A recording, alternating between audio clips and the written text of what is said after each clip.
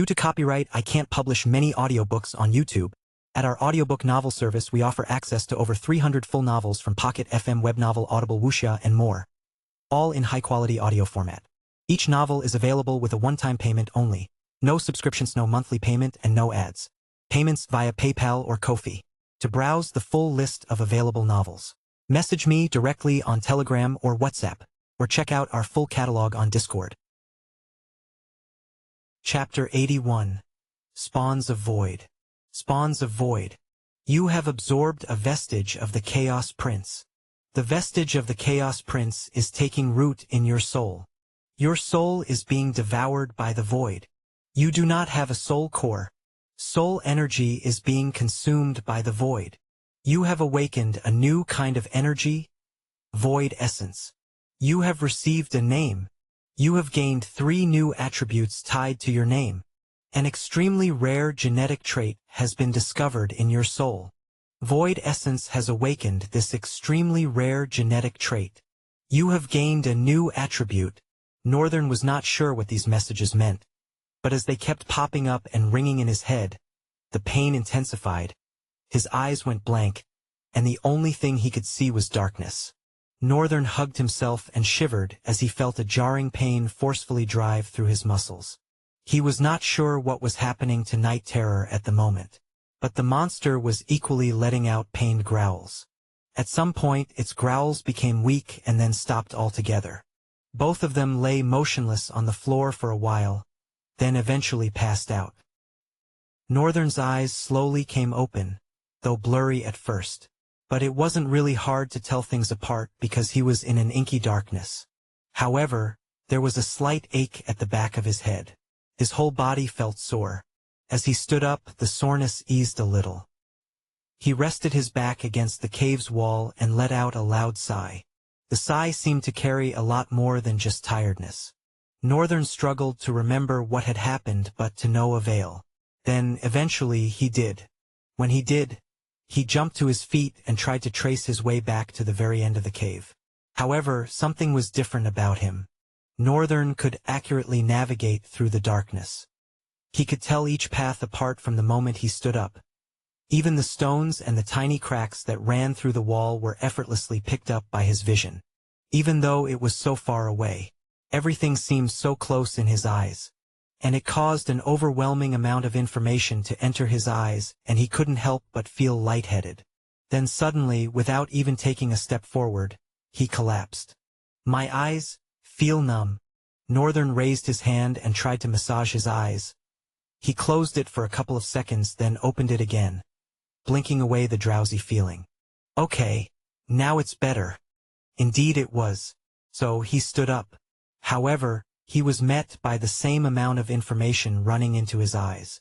It was too much and very overwhelming. However, he was adapting to it, so it was becoming bearable.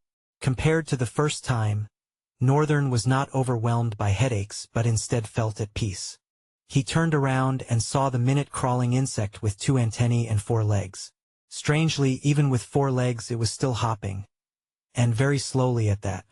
Northern was not supposed to see an insect of such size.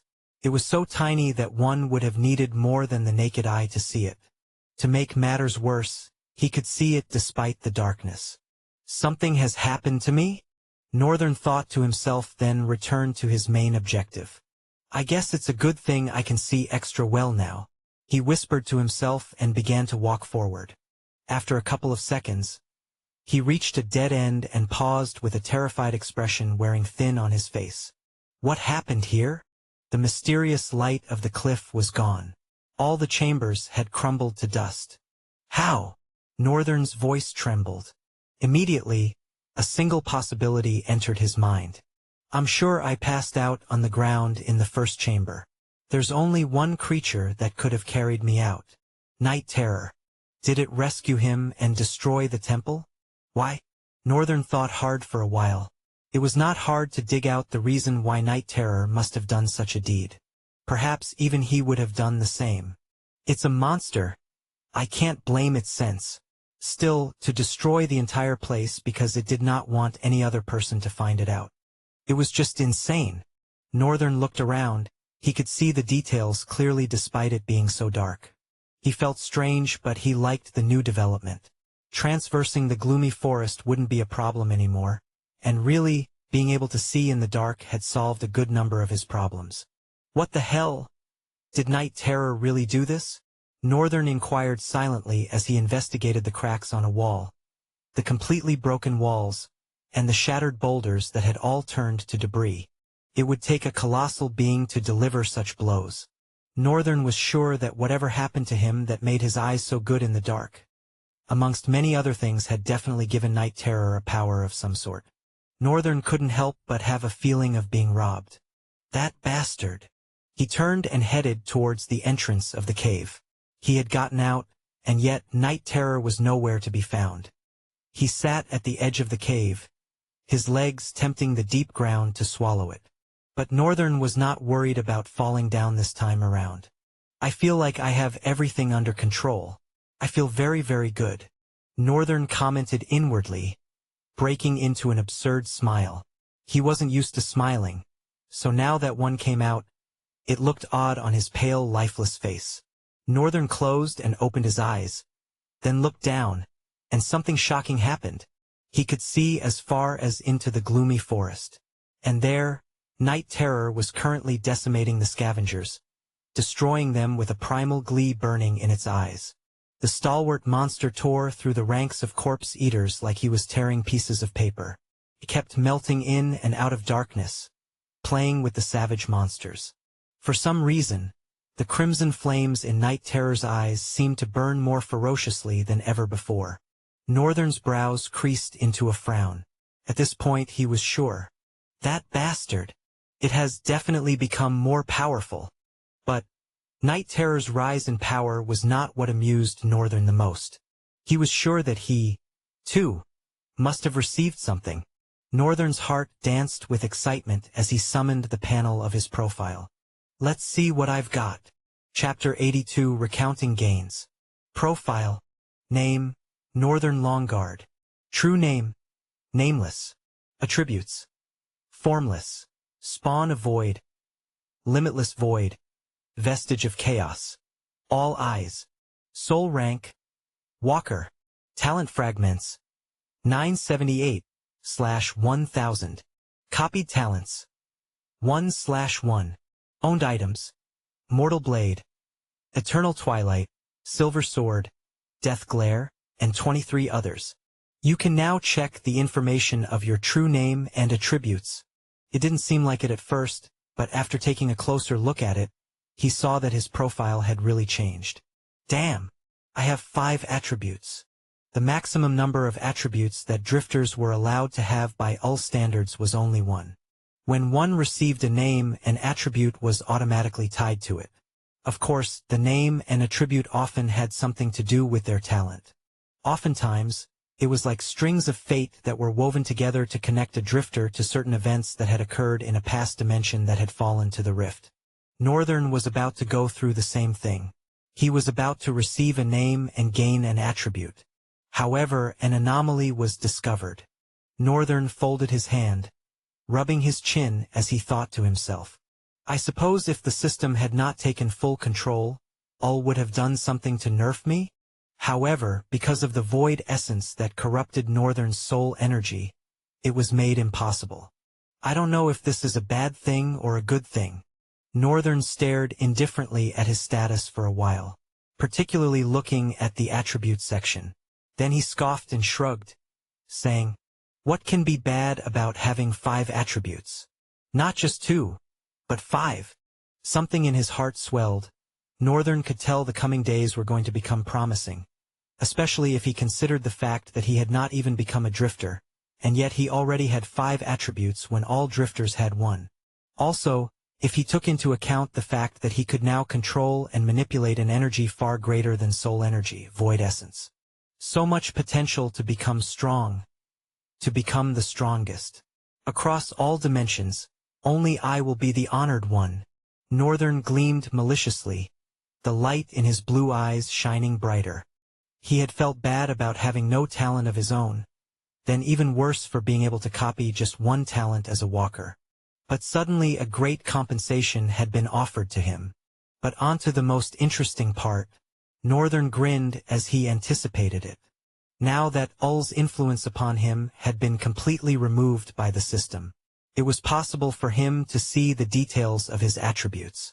Northern enthusiastically summoned the letters with his mind. True name, nameless. Description: you are a spawn of void, you are nothing, a vessel of emptiness meant to serve only one purpose: chaos and destruction. You cannot be named. You are nameless. Northern tilted his head to the left, then to the right. Something is odd, abusive, and strangely amusing about this description, he thought to himself. He couldn't quite put his finger on it, but the description called him nothing. Is that because of the nature of the void? A vessel of emptiness. The most amusing thing he noticed was that, I cannot be named. Northern lips curled up. Something about this makes me feel like I'm special. It would have been a different case if it said, you don't deserve a name. You should just be nameless. But that part of the description which said, you cannot be named. You are nameless had a powerful ring to it. It sounded like Northern was a vessel that could not be affected by the naming concept. Northern shook his head as his thoughts went deeper. Let's just continue checking this for now. True name, nameless. Description: you are a spawn of void. You are nothing, a vessel of emptiness meant to serve only one purpose: chaos and destruction. You cannot be named. You are nameless. Your name is a vast sea of bleakness that swallows others and causes nothing but despair. Unique ability, UN name. UN name. You can absorb the name of others and make them nameless. When names are absorbed, attributes are absorbed with them and broken into fragments. Attribute fragments can be used to enhance your own attributes. The stronger the rank of the name, the more fragments will be received. Northern's mouth fell open. Woo woo woo woo. He almost fell down the mountain in his excitement, but it wasn't hard to regain his balance. Maybe it was because of the void essence that now filled his soul, but he had a more definite control of his body than when he was using soul energy. Or it could be something else. Northern reconsidered. Being able to unname a named person was huge. This literally made him an anomaly. Wait, was this the reason Ul said an anomaly had been detected? Meaning that if Ul had been allowed full control, she would have surely done something to nerf him. Northern exhaled and smiled heartily. Again, he looked so ridiculous. Then he said, looking down at the panel, man, I sure am grateful that the copycat system stepped in. After a pause, he added, I think I might just die from excitement. I haven't even checked my attributes yet. But wait, is it really normal to have abilities tied to one's name? Northern wondered aloud. However, there was no answer to such a question until he met another human. And maybe asked them? Or maybe not. He wasn't confident in his socializing skills, so he would just put off that thought for now. However, his name gave him an overpowering potential already. Being able to break others' attributes down into fragments and use them to enhance his own sounded very promising. I suppose that was just the doing of the copycat system. Attribute fragments, talent fragments, they all sound the same. Northern exhaled. He lingered for a while before resuming reading through the description. True name, nameless. Description: you are a spawn of void, you are nothing, a vessel of emptiness meant to serve only one purpose: chaos and destruction. You cannot be named. You are nameless. Your name is a vast sea of emptiness that swallows others and causes nothing but despair. Unique ability. UN name. Attributes. Name. Formless. Rank. Fated. Description: a demon of development, flexibility, and adaptability. These attributes enable you to easily adapt to anything. Natural phenomenon, state of being, state of mind, state of physicality. You can become anything while applying a major level of flexibility to yourself. Your formlessness absorbs others' form into its own. Wow! Northern nodded in approval. Moving on to the next. Name. Spawn of void. Rank. Mystic. Description. You are a spawn of void. Because of this, you can detect and manipulate void essence to an immense degree. Name: Limitless Void. Rank: Mystic. Description. Limitless Void is a metaphysical world that exists in your soul. Northern looked at the description for a while as his brows rose. I have a world in my soul? It sounded so confusing, but he just couldn't wait to see that world. However, he wanted to see everything first, most especially the last one. He suspected that all eyes could be the reason for his excellent eyesight, so he couldn't wait to see its description. Then he moved on to the next. Chapter 83. All Eyes. Name: Vestige of Chaos. Rank: Unknown. Description: Unknown. Northern looked at the panel, itching the back of his head in confusion. There just has to always be a mysterious one, huh? He sighed and moved on. After all, nothing could be done about an unknown attribute. Name: All Eyes. Rank: Divine. Description. This is an extremely rare genetic trait that appears once in every 10 generations. As of now, not much is known about your esoteric blue eyes. Effects: Eternal Gaze. Perfect Body. Eternal Gaze. All Eyes grants its user extraordinary visual prowess. Their perception is heightened. They can perceive the world in unparalleled detail, allowing them to see beyond the limits of an ordinary vision. Their eyes take on a distinct appearance, glowing with a mesmerizing blue ambience that signifies the activation of their power. Perfect Body.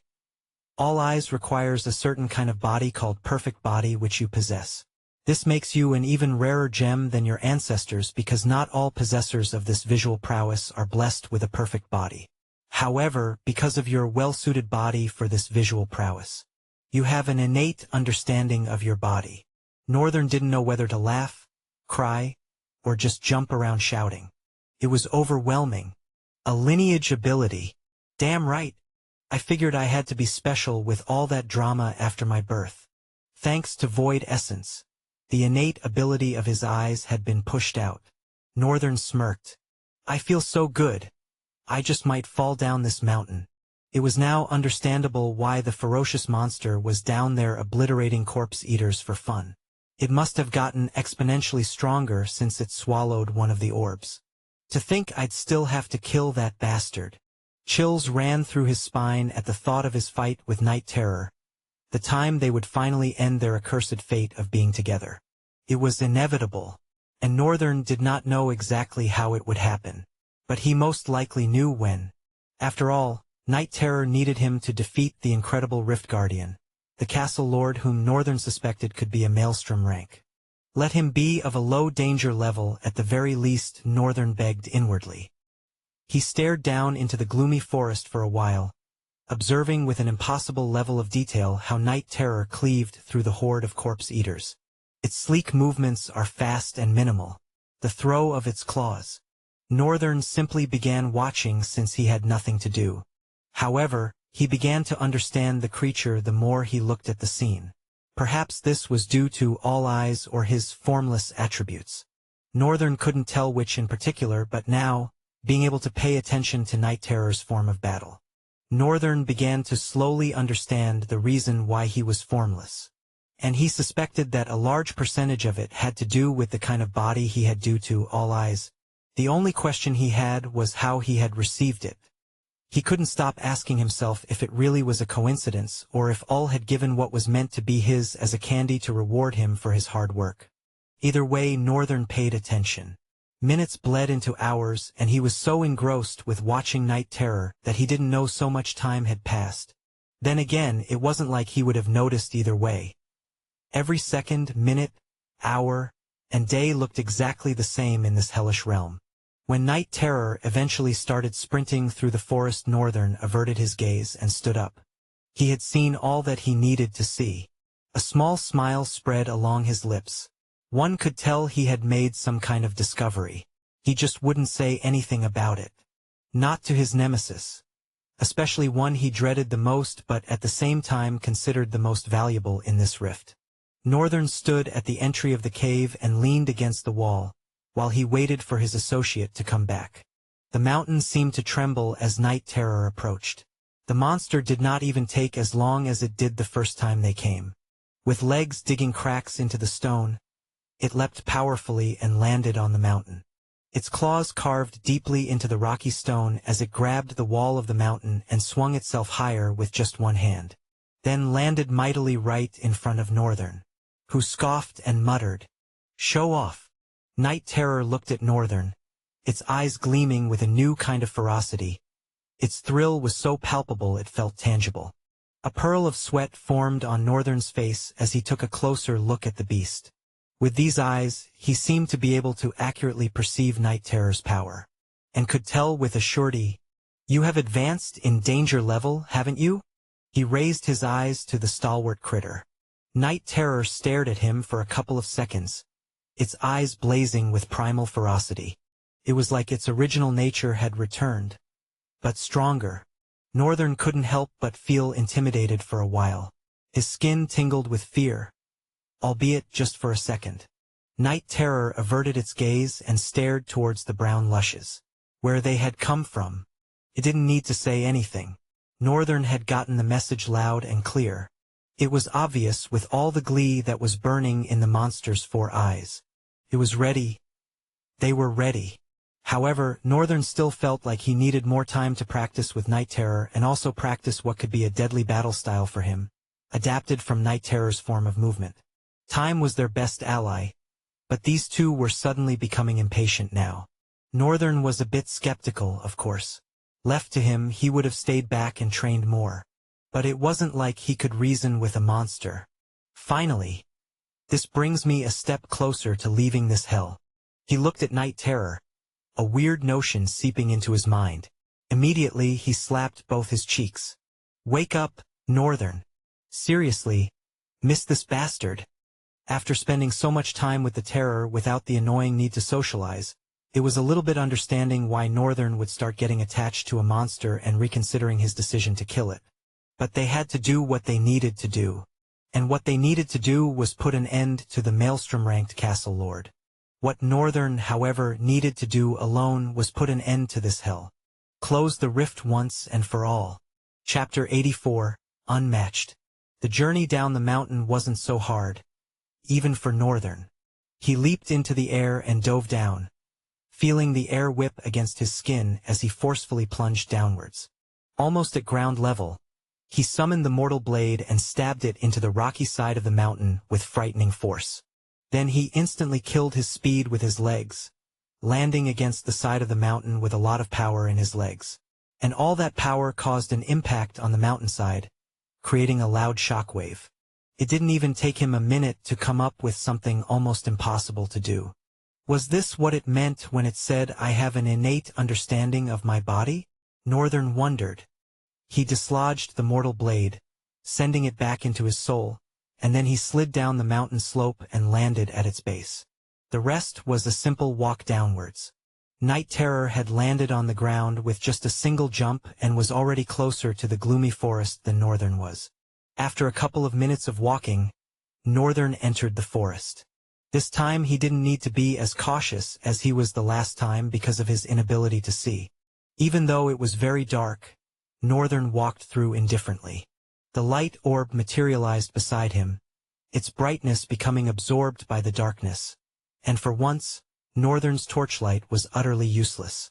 Not that I expected it to do anything, it was just supposed to be a test. He could see the position of the corpse eaters, could see the crawling insects on the ground, and even the state of the soil if he wanted to. No little detail could escape his eyes. I don't know if I'm ever going to get used to this. It's just so amazing. Once again Northern allowed a grin that made him look perverse. Oh well then, should I have some action too? Northern summoned the silver sword and twirled it before dashing into the darkness. With a profound understanding of his entire body, Northern was fast. He was like a flash of light in the darkness, his sword easily cutting through the flesh of the monsters like it was cutting through tofu. He slashed his sword in arcs as he slipped between them, dodged their onslaught effortlessly, and stabbed them with the sword. His eyes played a much larger role than he thought it would. and it only excited him more. His pupils shot across then, with a profound movement of his body, Northern darted into the sphere of attack, like lightning dashing amongst the monsters. The silver sword was like flashes of light dancing in the dark as he sliced the monsters with slick fluidity. Despite Night Terror having decimated almost all the monsters, Northern was still faced with an overwhelming amount of corpse eaters. But they were so easy to kill. Before, he had struggled because he hadn't been able to see through the darkness. Now he stabbed and sliced them apart as they jumped onto him, his sword swinging in the darkness with frightening accuracy. Sometimes, he didn't even look at what he was tearing apart with his sword. As a group of corpse eaters lunged at him from the front, Northern wrenched his sword from the body of his most recent kill. Resetting his grip on the hilt for a throw, he swung his arms powerfully forward, propelling the sword through the air. The silver sword impaled the first monster, then hurled it backward as though it had no weight, and also stabbed through a second one before wedging both bodies into the tree. Yes, he didn't actually think it would work, but it did. 2 monsters, huh? I guess that's as far as my full power can go for now. With 700+ talent fragments, he felt incredibly strong, but in reality he was just... Northern shook his head vigorously to get rid of the thought. No, don't do that, North, he stopped himself.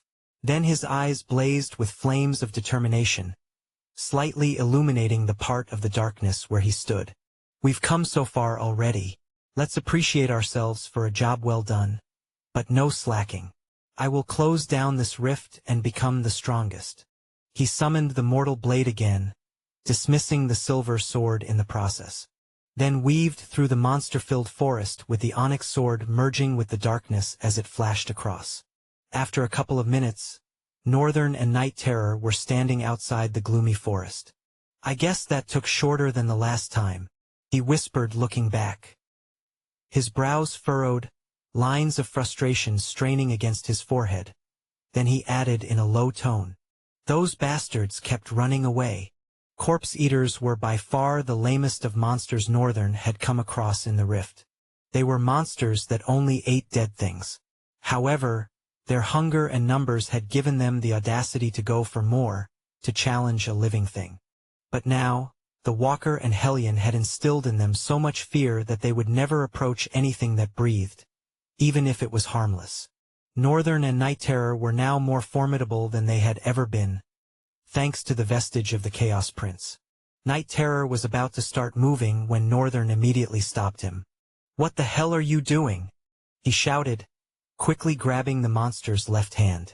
Northern quickly released the hand due to the itchy feel of its furs. More so, Night Terror looked like he was about to bite his head off, allowing a very fierce low snarl the moment he touched the monster. Ahem. Northern looked away. "I mean, you are not thinking of going through the same route we used to escape, are you?" The monster looked confused but stared at him nonetheless. Northern, after a few seconds of silence, sighed and explained. "See, that was where we escaped through. So they would have definitely sealed that place off the moment they found out we escaped. Even if it is unsealed, it will be because they expect you to come back through that same route. A trap may be lying in wait for you, you know? Or am I giving them too much credit?" Even he wasn't sure. He could be overthinking it. Either way, it was better to be safe than sorry. Night Terror, at this point, was paying attention to him. Perhaps the monster found what he was saying to be reasonable. Northern was happy with the Terror's response, so he continued. "So, instead of doing what they expect, how about doing what they never expected?" His eyes flickered mischievously. Chapter 85. Northern's Plan. The front gate. The Terror tilted its head, its grotesque face etched with a puzzled frown. So Northern replied with an acceptable explanation. "It might seem like a stupid plan, but think about it like this. Whether it was the front or back gate, we would still end up killing almost all the monsters in the castle anyway, wouldn't we?"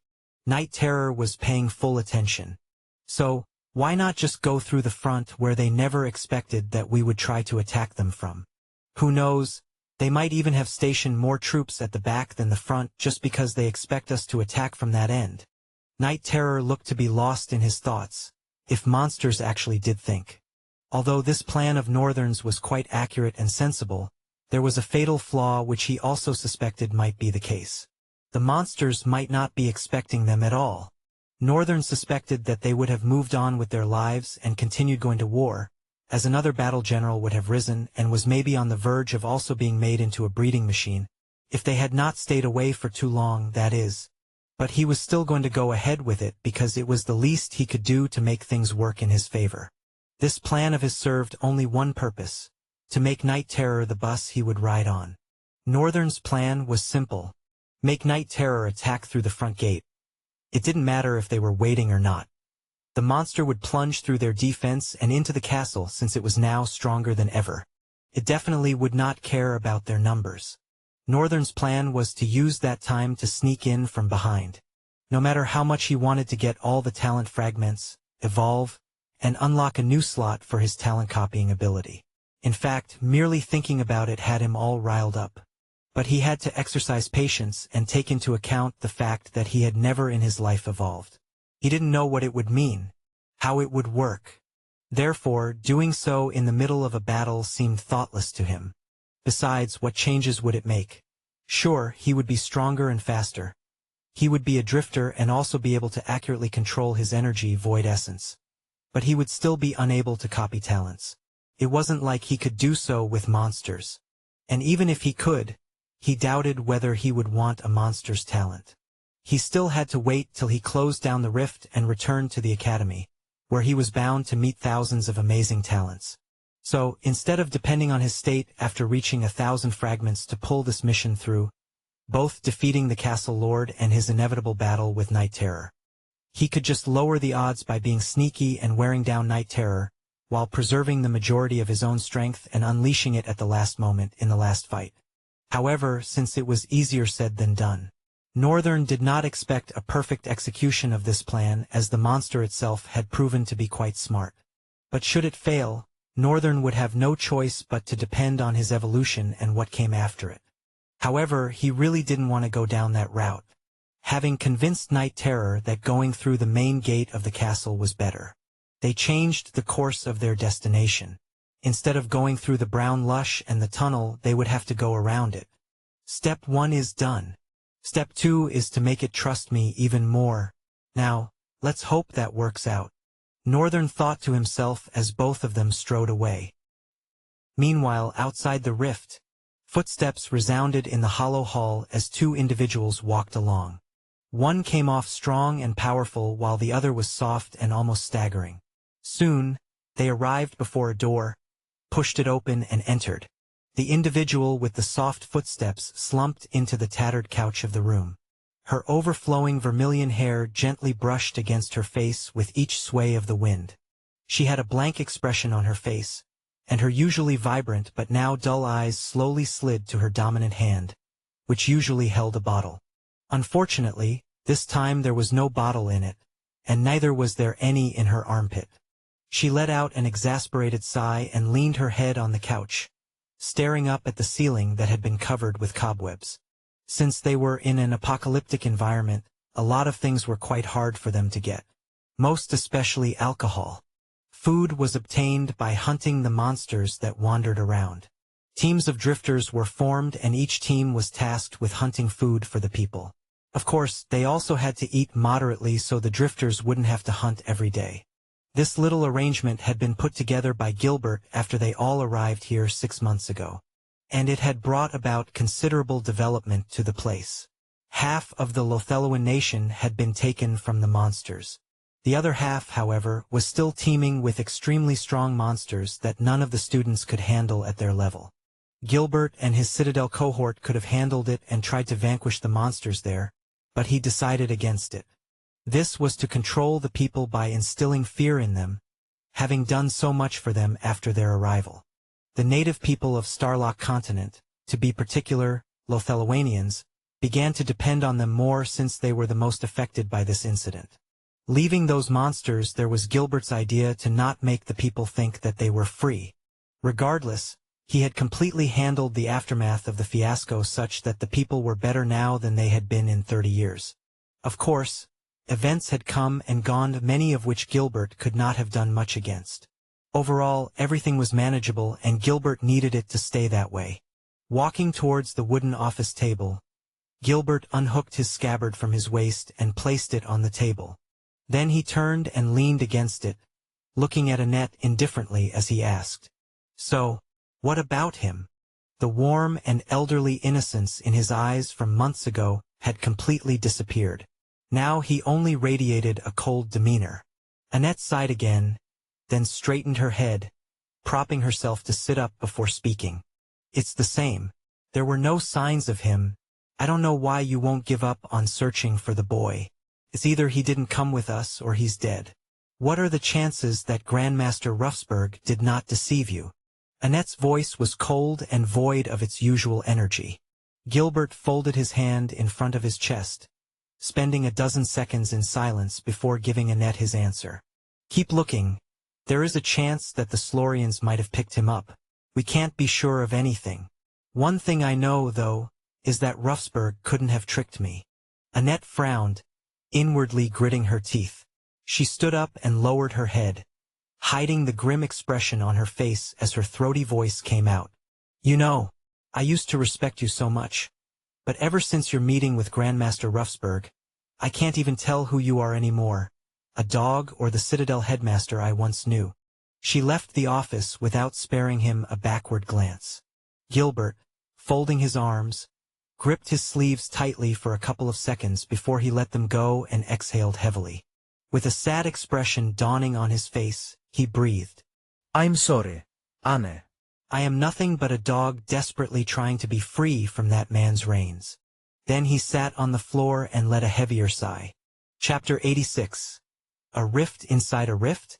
Night Terror and Northern began their journey to the kingdom of Red Mine. For most part, they just walked silently beside each other, not taking any rest. Northern at intervals took in the meretricious view of the landscape. With no source of light to cast a warm ambience on it, everything vapid, like the land itself had fallen from grace. Northern, as he strode along, began to think about where the rift's core might be located. Since this seems to be a rift that was mainly affected by the kingdom of Red Mine, he suspected that the core would have something to do with the story of the monarch that sacrificed his entire kingdom for power, to become stronger. Other than that, he was pretty null. He didn't know what else to think. In fact, he didn't know how these things worked. This was his first time in a rift after all. Silently Northern walked beside Night Terror. Time slowly blurred past as both horrors rounded the brown lush. The scenery began to recede. Less of the brown lush could be seen, and as they continued their walk, their sights were completely ridden of it.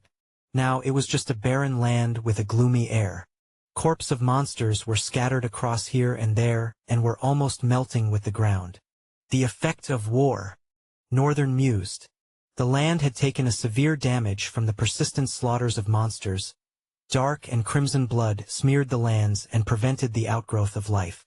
And as time played its effect on the wide expanse, it became gruesome, bending to the cataclysmic effect of the madness that ruined every being in this realm. The land itself seemed inflicted by it. Northern sneezed as he looked away. In front of them, an endless expanse of barren, rocky land met the dark sky. It was almost like they were walking into the terrifying maw of darkness. They continued down this path for a while, walking with grave silence. At intervals Northern would look up or sideways. Other times he just strode forward, his eyes shimmering with flickers of purpose. Of course, those were times when he thought of how hard it was going to be and strengthened his resolve to pull through. Other times he just wondered if they really were going in the right direction. Tiredness pulled his legs, making them slower by the second. But Northern could tell that they were in the right track, because the Red Mountain still lingered behind them, getting farther away from them with every step, but still wasn't disappearing from their hindsight. As their journey stretched continuously, something strange began to happen.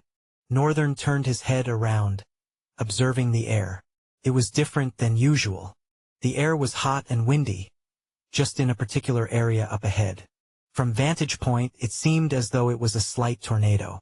Perhaps he would have been deceived if he had not awakened the visual prowess of all eyes. Northern didn't even need to squint his eyes before seeing it.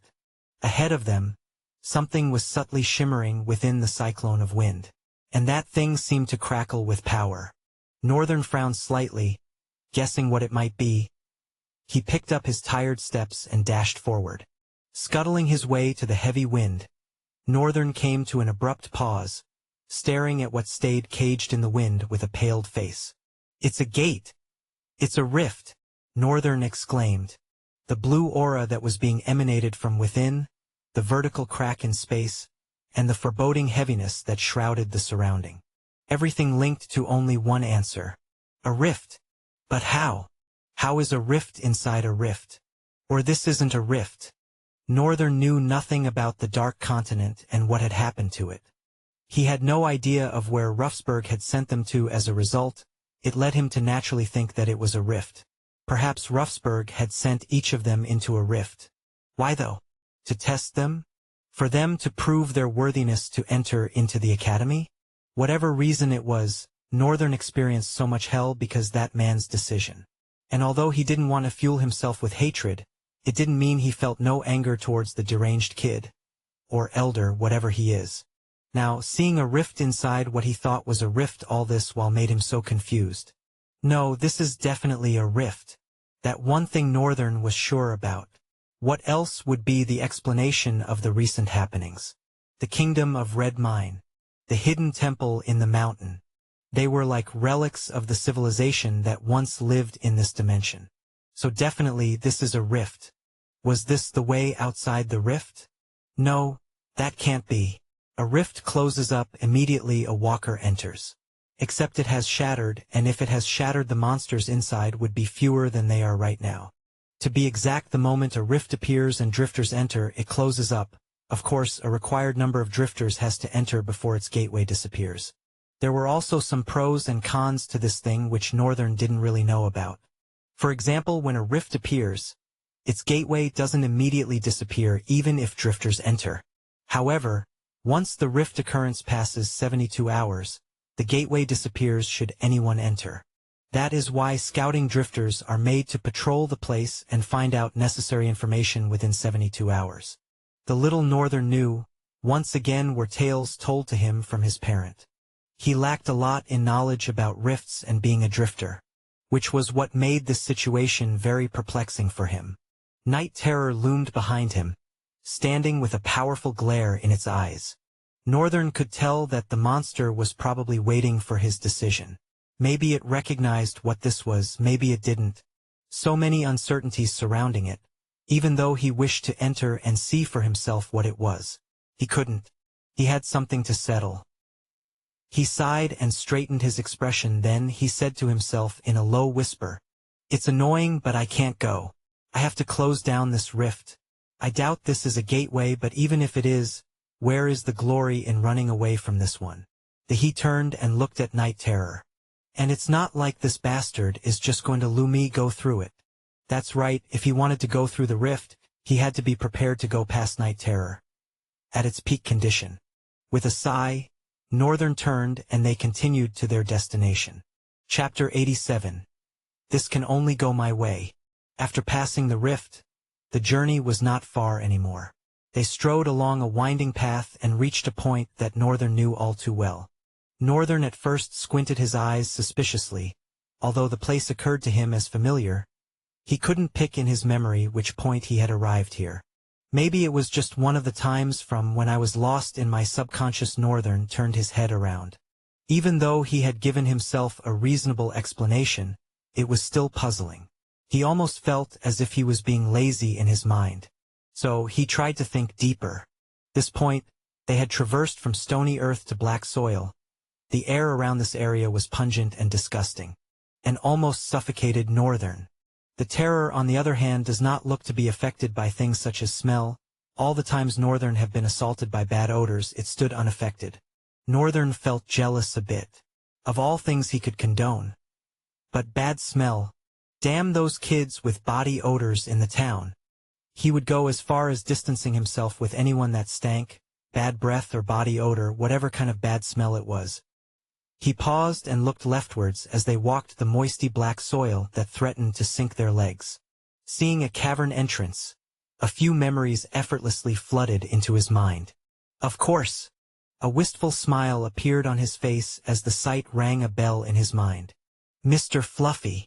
He paused and stared into the darkness of the cave for a while. Then his eyes shot wide. Northern dashed forward immediately.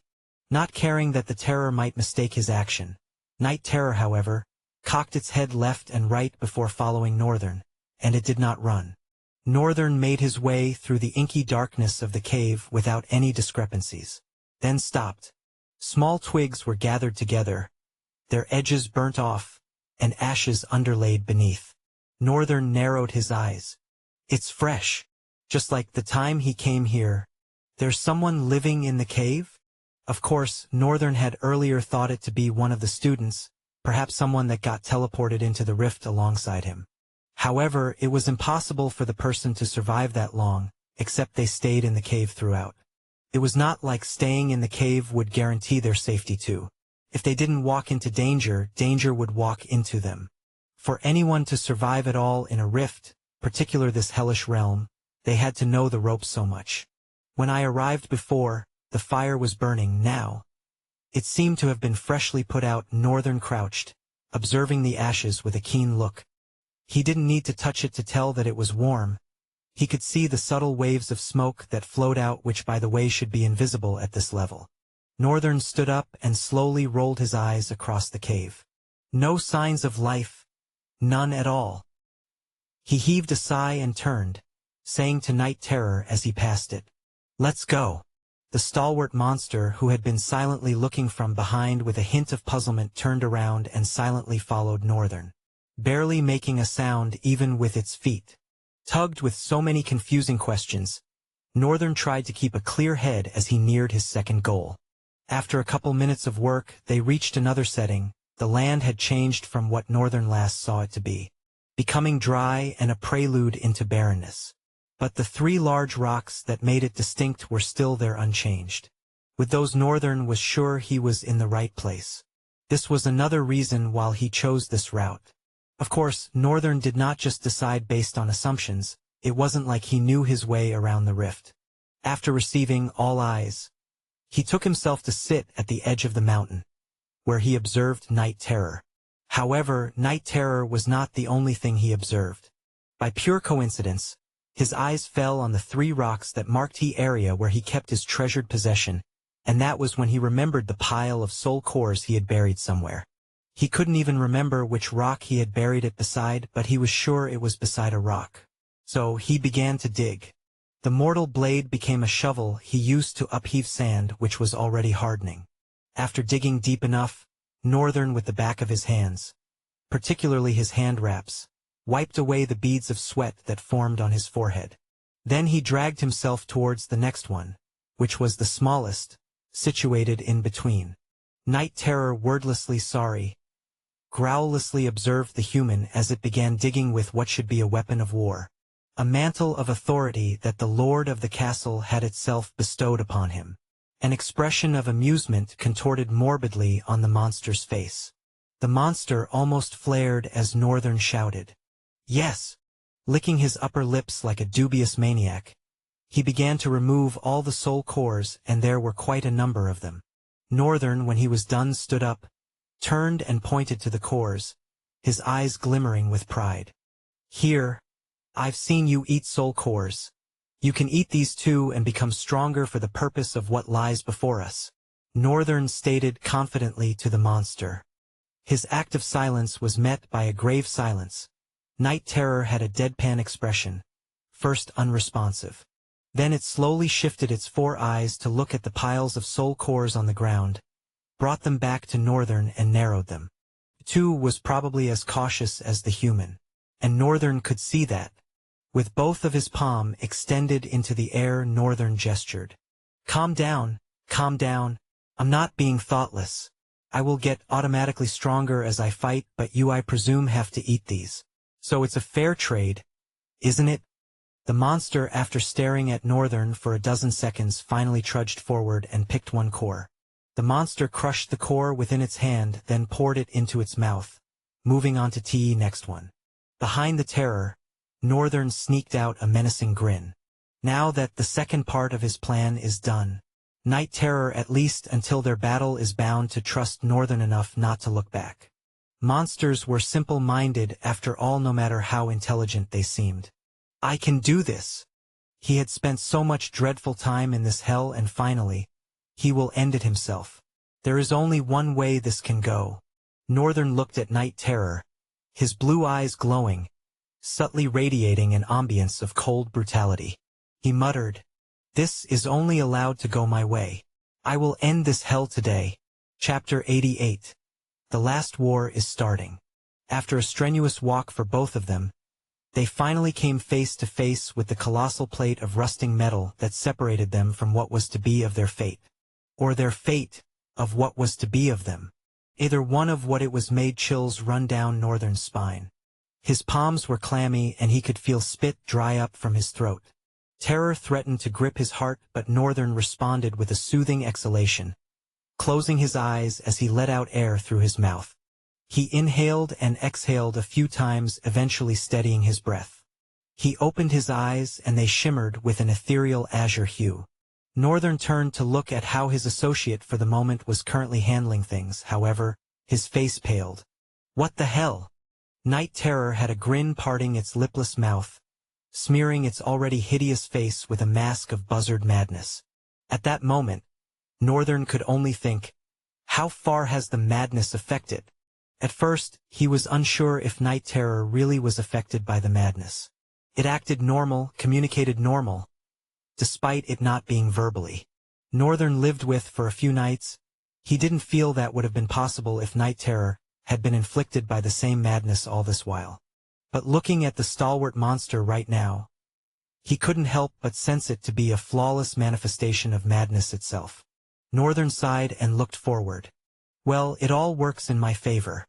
The madder he is, the more he fights, and the smoother I can just walk in his shadow and pop out when it's time to kill him.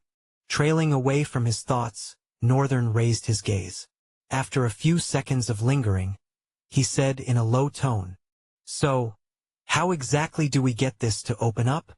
That had been a part of his plan he didn't even think about at all. Night Terror, on the other, seemed to had already taken that into account. The monster grinned even wider and looked at Northern for a few seconds, causing the human to raise a brow and grunt. What? But Night Terror offered no words, not that he could.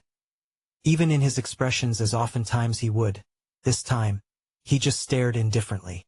Northern could tell it was up to something. Perhaps it was because both of them had spent a good amount of time together. He was getting to understand the terror more and more. Scary. This bastard is definitely up to something.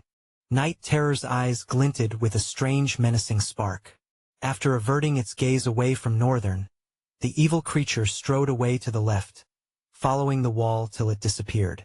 Northern stared with a puzzled expression till it was out of sight.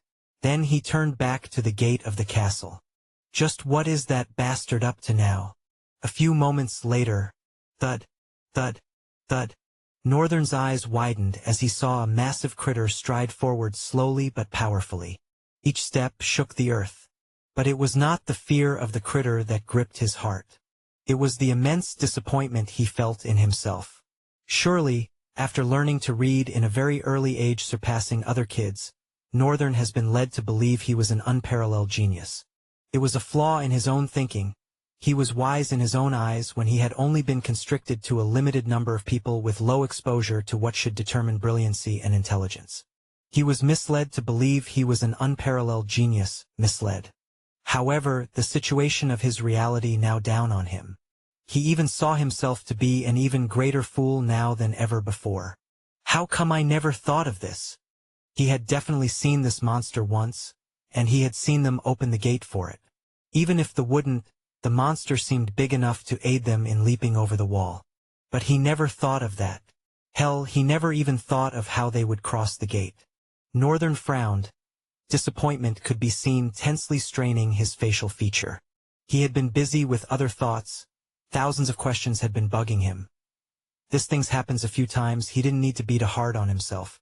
No. Nortnern's eyes glimmered with a cerulean fierceness. That is just excuses. I'm only making excuses, he said to himself, albeit internally. He couldn't afford to go easy on himself, not anymore. This was a suffering worth stressing over, but he felt he was beginning to get complacent. This was not how he envisioned things going. Had his intellectual fortitude been affected because of the difficulty of these past few shifts of his life? Was he slowly receding mentally because of hardship? Northern, as a reincarnator, when he heard of the opportunities this life brought, was excited.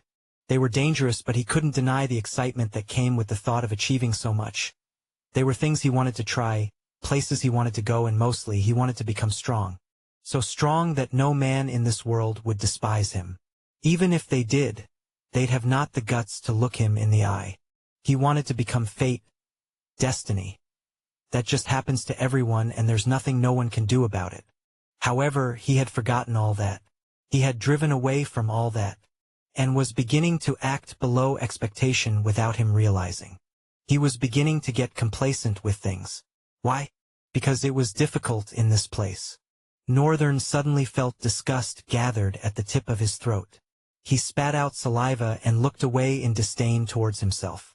As the stalwart monster reached the front of the gate, slowly, the massive metal began to creak open. It was starting. The last war was starting. Chapter 89. A Living Nightmare. 6 legs sluggishly crept into the tension that sifted through the air as the gate swung open. Inside wafted with eerie silence. It could be seen that the monsters were currently being extremely cautious. The colossal monster strutted in slowly, as if to intentionally add to the tension that was already pressing the atmosphere. Nothing could be seen attached to the beast of burden. Usually, it would have links of chains connected to it and clink with each movement, but this time around, it moved alone. Each monster had their claws out, poised for a strike. They all bent in a way that showed they suspected that something was wrong and were ready to lunge themselves. The shelled critter fully entered the walls of the castle and stopped. 2 bipedal monsters moved to close the gate, however, before they could as much make a noise. Their throat was slit and body hidden away. The gate was not closing. The monsters were now gnarling, staring at the gate, perhaps thinking something was definitely wrong, even though they were nothing but shells of horror possessed by an immense madness. The air became cold as a deafening silence settled in the area. Everything and everyone settled in the embrace of an absolute calm before the storm, for a few seconds. Then, night terror happened. In the blink of an eye, the stalwart monster became a blur of motion, a whirlwind of chaos and carnage. Its razor-sharp claws sliced through flesh and bone with ease, cleaving limbs and rending bodies asunder. Now, even faster than it ever was. The monsters, caught off guard by the ferocity of the onslaught, could only muster feeble attempts at defense before succumbing to the relentless onslaught. Crimson arcs of viscera painted the air, accompanied by the sickening sounds of tearing flesh and splintering bone. Night terror moved with a demonic grace, its form shifting and undulating like a living nightmare, evading strikes and countering with devastating force. As the initial wave of monsters fell, their brethren mustered their courage and rushed forward, claws and fangs bared. But night terror was a force of nature, an unstoppable juggernaut that left only a trail of mutilated corpses in its wake. Northern, a mere speck in the chaos, watched in awe and trepidation as the night terror unleashed its fury upon the horde. With each strike, the creature seemed to grow in speed and power, its darkness consuming all in its path, like a void.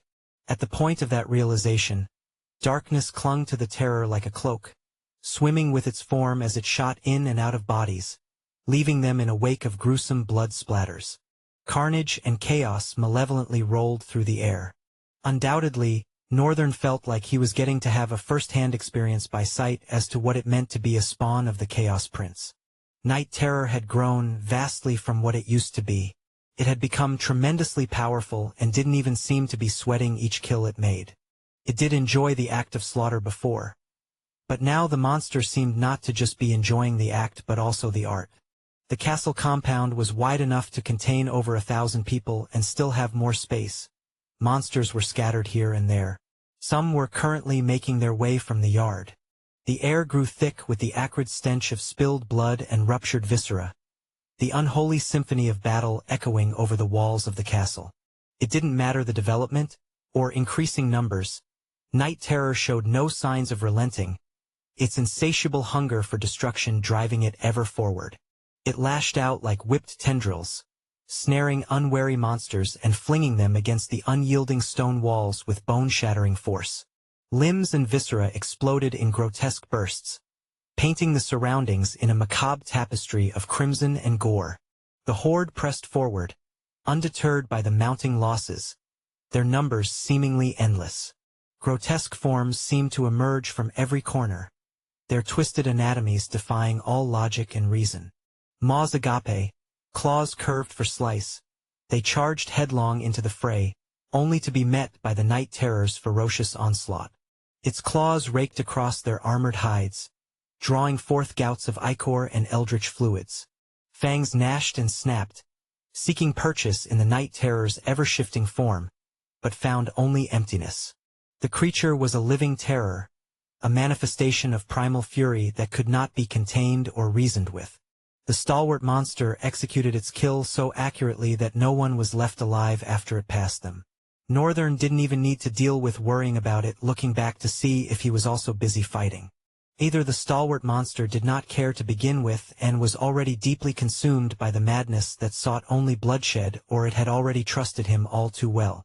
Northern doubted it could have been the later. Believing Night Terror trusted him was the reason could have worked if he hadn't taken witness to how it grinned at the gate. Now, before Northern's eyes, it was just like an incarnate of chaos and destruction. Its trails were filled with dark red blood, marred by lifeless bodies of horrors with terrific expression frozen on their face as they fell to the doom of this malevolent creature. And this was the monster he was to fight? In that moment, fear gripped Northern, clawing upon his entire body. And faced with the terror of fear, one this immense, every creature were often left with two options. Flight? Forget Nemesis. Forget they are meant to cross path. Forget closing the rift. He was going to die. I can just run away and find a life for me in the rift. That's right, if he could run away now when Night Terror is fighting, he would be able to survive undoubtedly. There was even a rift somewhere in this one. He would enter it, and who knows, it really might be the way outside. Maybe it is. Maybe I should try it again, Northern thought. But then it suddenly dawned on him again. North, you are doing it again. You are beginning to act below expectations. It was like someone rang the words to him, and that brought him back to reality. Fight. He clenched his fist and slowly curled a corner of his lips, shooting his head backward. His eyes gleamed with maliciousness, drowsed in ethereal blue. Whoever you are, you'd have to do better than that to make me give up. In that split moment, Northern's eyes had undoubtedly perceived something. The source of the madness. It was here, in this rift, and was definitely trying to make him turn. It was quite evident why it was doing that. Give or take, Northern was set to destroy this castle and close down the rift. Someone, somewhere did not want that to happen. Chapter 90. Champions of Carnage. Northern narrowed his eyes and clenched his fist. What was that just now? I definitely felt a gaze on me. His eyes rolled left and right, dividing through the destruction to see if there was a suspicious creature. But he saw nothing. After a couple of seconds he exhaled. Maybe I was just imagining it? No, it was very vivid. That wasn't just an imagination. Someone was watching me, and it seemed like the person was advocating for him to leave. Northern looked at Night Terror as his form weaved time between monsters bathing in their blood and wrenching chaos. Whatever Night Terror has that makes him so strong, I have it too. Both of them swallowed the vestige of the Chaos Prince. Both of them had grown exponentially. More so, Night Terror did not have his visual prowess. Northern opened his hands. A steely determination etched across his features. Perhaps it is time to join this battle, he muttered, as black sparks crackled to life, weaving intricate patterns in the air before him. As the onyx sword materialized, Northern gripped the hilt tightly, swinging the blade down in a graceful arc. In an instant, he flashed onto the battlefield like a loosed arrow, propelled by an invisible force. Northern moved with blinding speed, his blade a blur of obsidian and his eyes emitting azure line of light as he carved a path through the horde. His obsidian blade carved into the bodies of monsters but did never finish what it started. Northern skillfully flew across monsters and destroyed their patterns, leaving them to scramble on the ground. Each monster fell, but the flames of their souls were not extinguished, instead left at mercy by the viciousness of his blade. Northern was intentionally leaving them alive. So long he didn't get the last kill, he won't get talent fragments. That way he can delay whatever was to happen if he gets to 1,000 talent fragments. Despite holding back on killing, Northern exhibited a splendid show of combat style. With each swing of his obsidian blade, he wove intricate patterns in the air, channeling his precision and finesse through his body movements, from minute pivoting of his legs to shooting forward like a bullet. Amazed at how he grasped the complete understanding and function of his own body. It was like he could unnatural feel every fiber of his muscles. He was totally aware of every nerves, every happening within him. And what happens if I push that awareness outside? Northern sought to experiment further even as he left deep gashes in monsters, deliberately avoiding their vitals. Indeed, the clear-cut cognizance he had of his body had to do more with his visual prowess than with his perfect body. Perfect body just provided his ocular powers the sturdy foundation to work to their maximum potential, perhaps even surpass it. But his ability to be so aware of every inch of detail in his body, he suspected to be because of his eyes.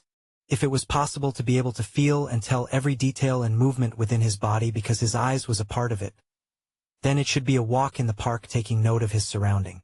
Of course, All Eyes plenty much could do that already. Northern could perceive his surround at unparalleled detailed.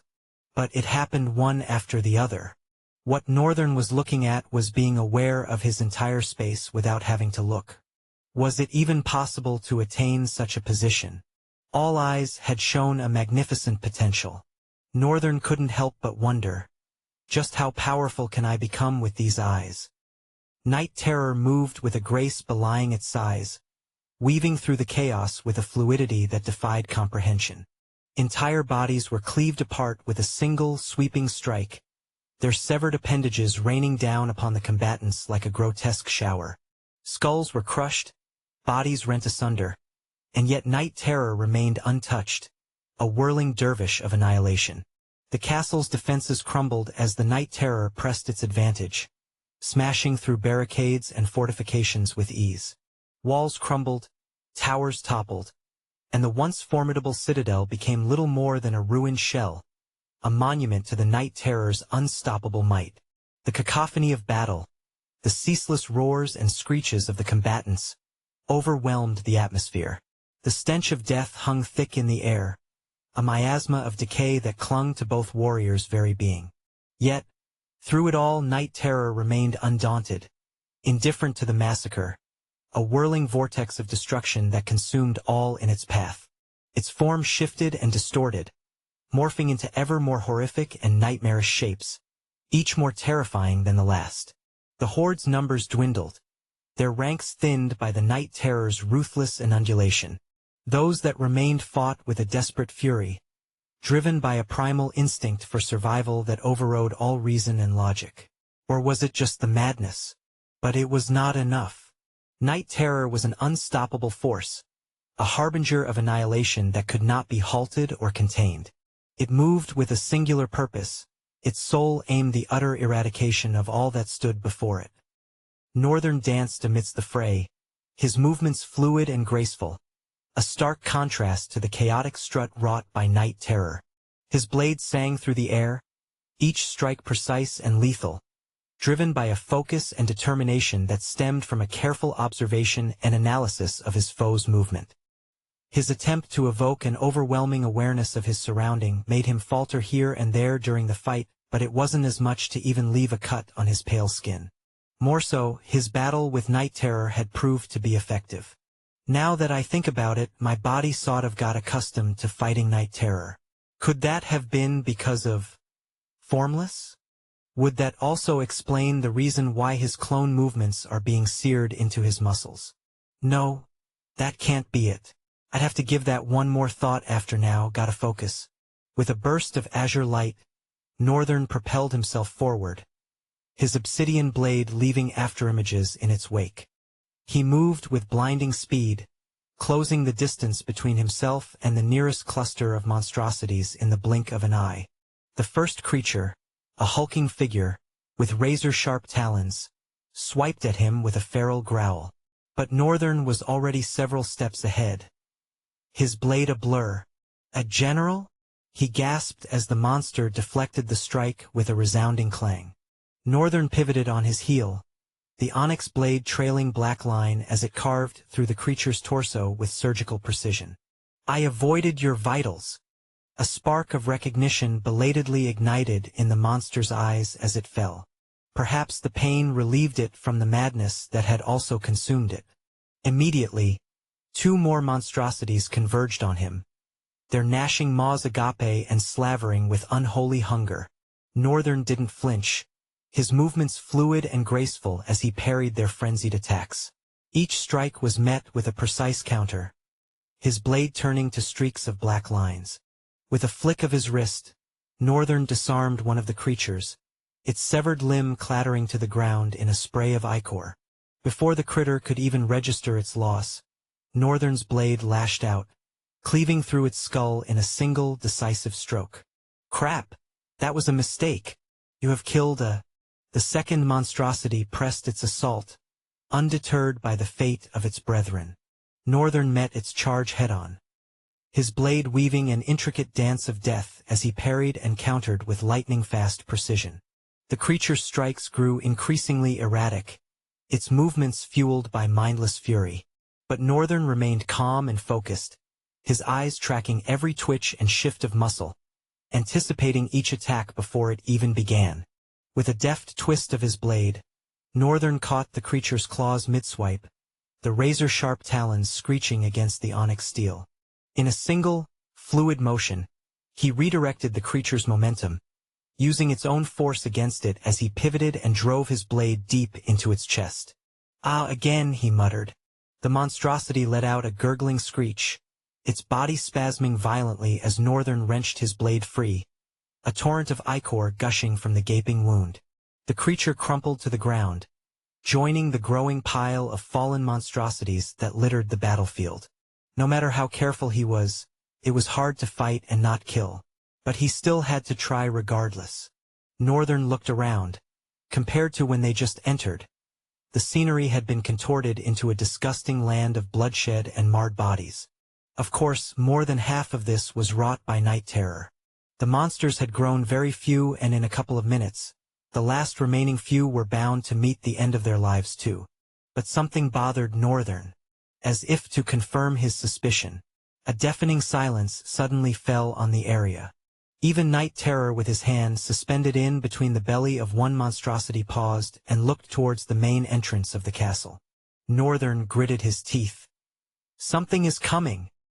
He braced himself and clenched his hand tightly around the hilt of his sword.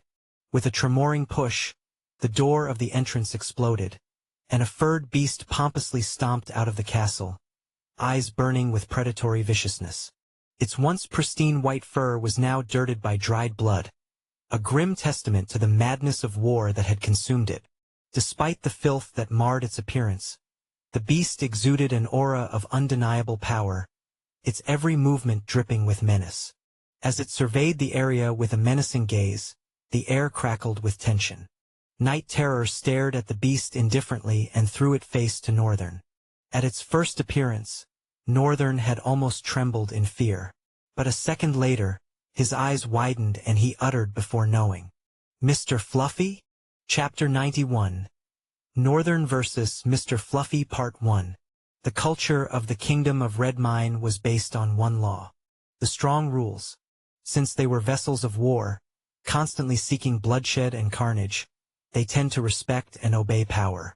Just like how Northern proved himself battle after battle to be the champion, Any other monster could, and they would accept it as the champion with no questions asked. Northern, of course, already assumed this was what would happen. He just never expected that it would be Mr. Fluffy. How long had they been gone for the little cute monster to have changed so much? It was now large, standing almost as tall as Wraith. Its eyes were hollow, and gleamed with a madness. In it no other intent existed but to wreak havoc and tear flesh apart. Northern could see that no matter what he did, Mr. Fluffy was not going to recognize him. So, he stepped forward, giving Night Terror a glance before saying, "Don't even think about fighting him. Mr. Fluffy is mine to deal with. I'll knock some sense into him myself. Allowing Night Terror to take care of the beast would be a huge mistake." This vicious monster knew no respite. Night Terror, with his face and dark hide smeared with blood, shrugged and turned away, chasing after other prey. Soon, he disappeared from the front yard and hardly made his way to the backyard. Northern and his pet monster stood opposite each other, the atmosphere wafting with silent tension as both prepared each other for the inevitable. Mr. Fluffy crawled forward, its snarling jaws dripping with saliva as it fixed its blue eyes on Northern. It paused after closing the distance by some steps and with a low growl, crouched low to the ground, ready to pounce. Northern tensed, his grip tightening on the hilt of his obsidian sword. He could feel the primal energy radiating from the beast, a fierce determination burning in its gaze. A smile curled on his face. "You have grown, Fluffy. I don't even know if I can call you Fluffy again. Fluffy, you have been a bad boy, and Daddy's gonna teach you some manners." Northern's eyes glinted menacingly. Sensing the bloodthirstiness that emanated from its opponent, the monstrous wolf lunged forward, its massive form hurtling towards Northern with swift velocity. With a swift sidestep, Northern evaded the attack, narrowly avoiding the sharp claws that slashed through the air. As the wolf skidded to a halt, it spun around, its jaws snapping hungrily as it sought to sink its teeth into Northern's flesh. "That's good. Keep that look in your face. I'll smack it right out," Northern commented, his eyes radiating with glee. With a deft motion, he parried the wolf's attack, the clash of metal against Fong ringing out through the night. Both of them exchanged several ringing clash that sent Northern's hand reeling backward from the recoil. Fuck! It definitely had gotten stronger. In such a short time, Mr. Fluffy had grown exponentially also. Perhaps this was from eating several monster core and growing accustomed to the atmosphere of war. "It must have been so lonely after I left." Northern felt pity for the beast. Perhaps it too was suffering, trapped in some darkness, and this was his fault. Not that he forgot about Mr. Fluffy when they were about to leave. He just couldn't spare the time to care. "I'm sorry. I will relieve you from your sufferings," he said, with a grin on his face, then shot forward, clashing powerfully with the beast. Northern's plan was simple, to inflict so much pain in Mr. Fluffy that he'd come right out of that darkness that clogged his mind. The thought of it made him grin so evilly, perhaps because he doubted not the fact that he could handle Mr. Fluffy with ease despite the monster growing so powerful. It was not a bluff. It was an accurate and precise calculation brought about by his eyes. Northern even now was not giving his all in the fight. He was playing with the beast to see what it was capable of. That, however, did not mean he didn't get to feel the tearing pain inflicted on him as he made mistakes and let some of Mr. Fluffy's attacks swing past his defenses, leaving shallow cuts over him. He continued to run around the monster, making it swing its quickest attack, gnarl and shoot at him at its fastest pace. But surprisingly, everything was within Northern's prediction. Is it because it's a monster? It's so simple. As the two continued to clash with each other, Northern became more frightening. His growth in barely 5 minutes that they started was awestrucking. No attack slipped.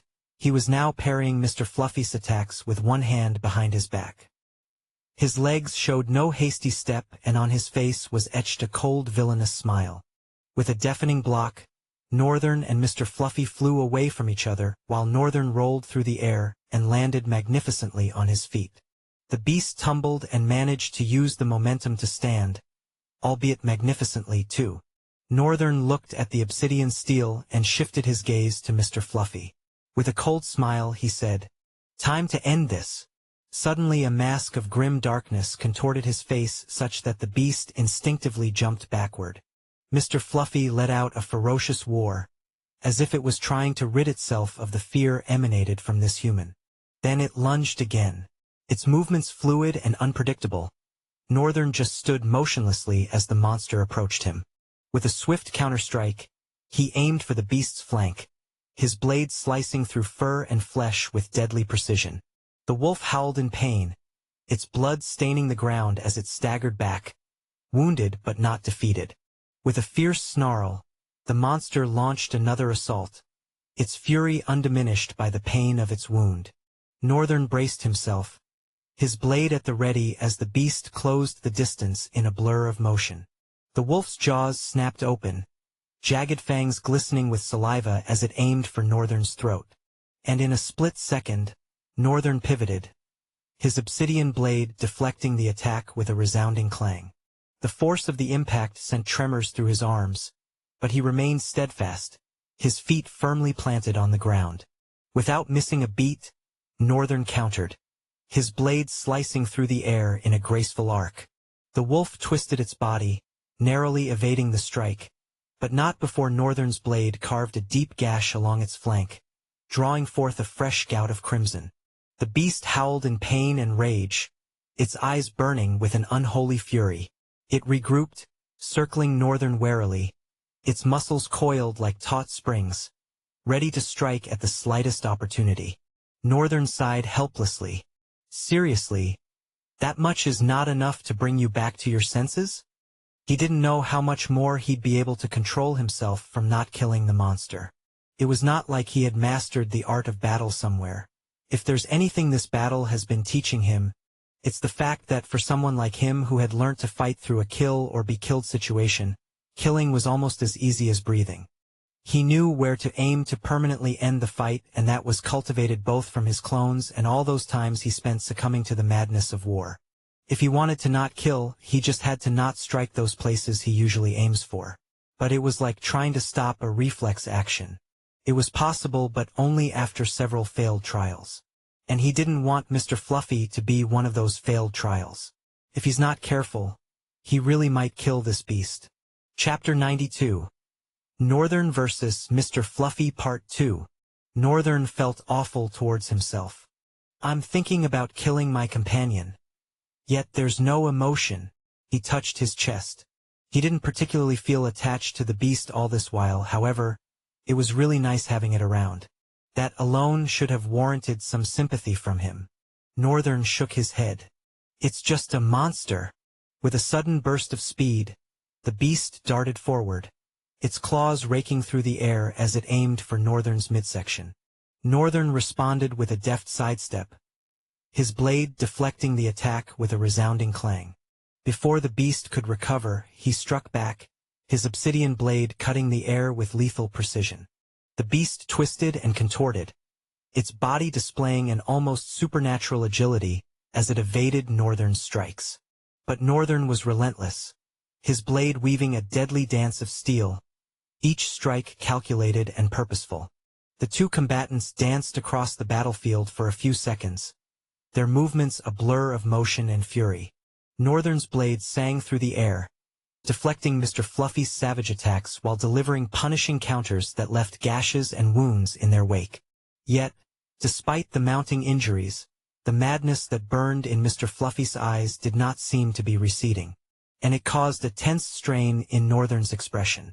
He was trapped in between holding back himself from killing the beast or just killing it and forgetting the blessed memories they shared together. I'm human, goddammit. Even though Northern was struggling with what emotions to feel while he thought about killing his companion, he still knew what best to do. The things that made humans humans and not devils. Compassion. It didn't matter if Mr. Fluffy was just a monster. What mattered was they shared a bond together. And that reason was enough for Northern to not want to give up on his buddy. He gritted his teeth as he blocked the beast's strikes again.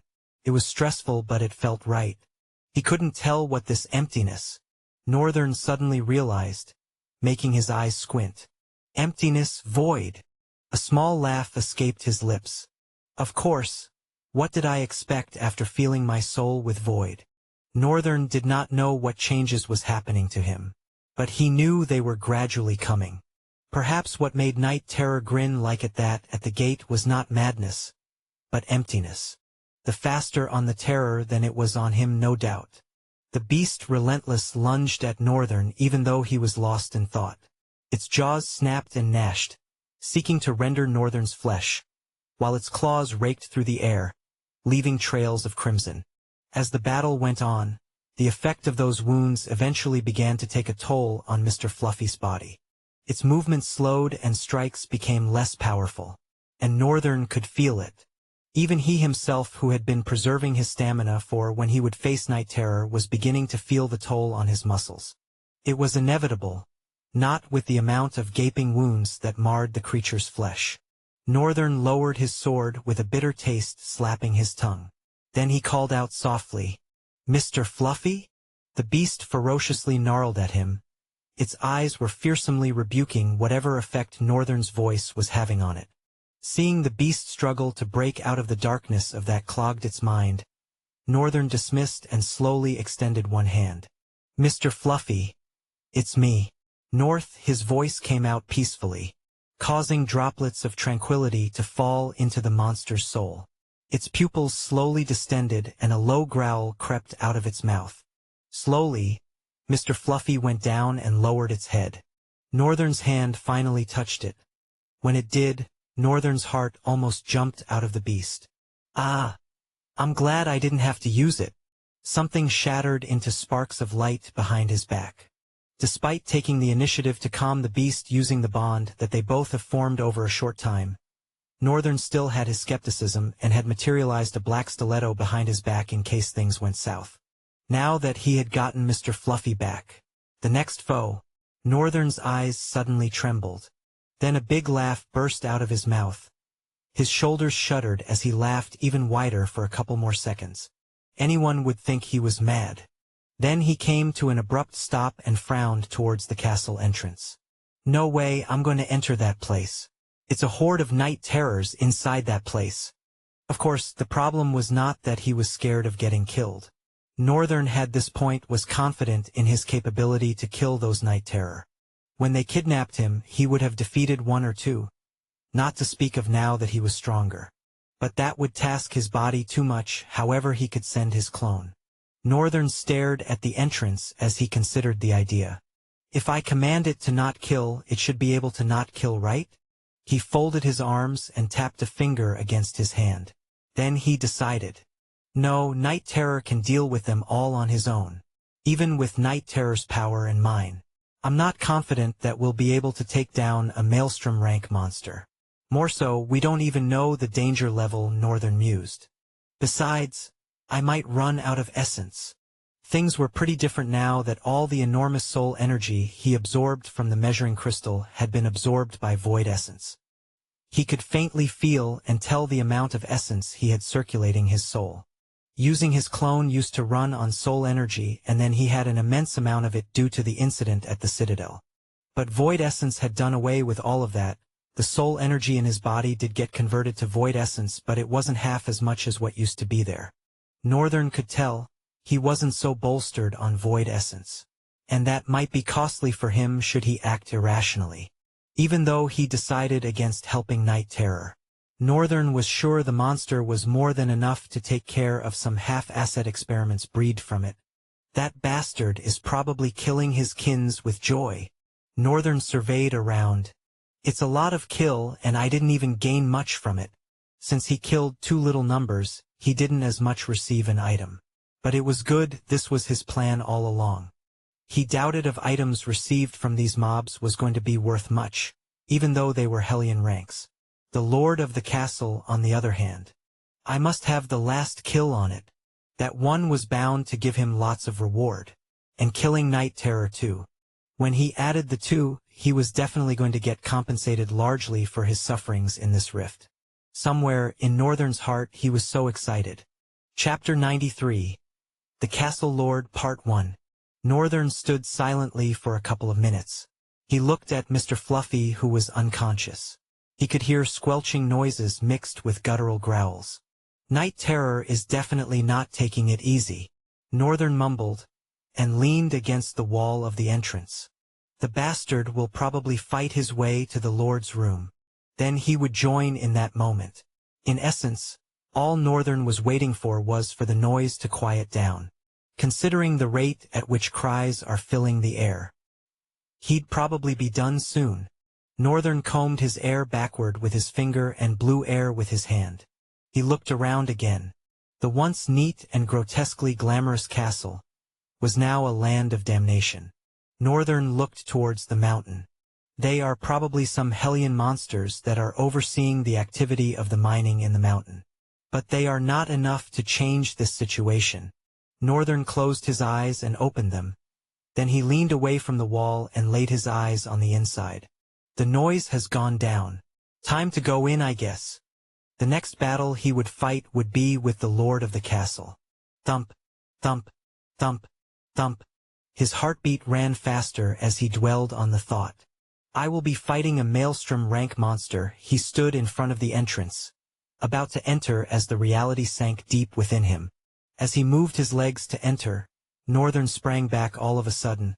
His dominant hand posed for a sword attack. A sword was already materializing itself into it. His brows creased and he twirled the black sword, slashing down in a graceful arc. It's gone. But I could feel it vividly this time. Northern raised his head to look at the castle. The same pair of eyes that seemed to be looking at him earlier on, focused on him again. And he was sure he could tell because of his own eyes. And this time the location was more vivid. Northern's frown became starkly dark. The lord of the castle. There's more to him. Either ways, he had to end this today. After doing a breathing exercise, Northern steadied his heartbeat and breathing then proceeded into the castle. As expected, the grounds were littered by piles of night terrors. Northern stabbed his sword through one's chest, turned his sword with a squelching sound to make the open wider. Then he used his sword to navigate where the core should be. Northern raised a brow. Of course, there's no soul core, and Night Terror did not take it out and absorb it. Northern himself just dug through the monster's flesh, and where is the time to do such thing on the battlefield? I suspected that there would be no soul core since they were experiments and not real monsters. But what I don't know is if I would have gained talent fragments had I fought them. Northern breathed. It doesn't matter either ways. I prefer being careful and cautious than being sorry. There's no reason for me to fight them. There's no gain. They will only wear down my stamina. Yes, I made the right choice. He continued, navigating his way through the piles of corpses. Even though he tried his best not to step on them, sometimes it was just unavoidable.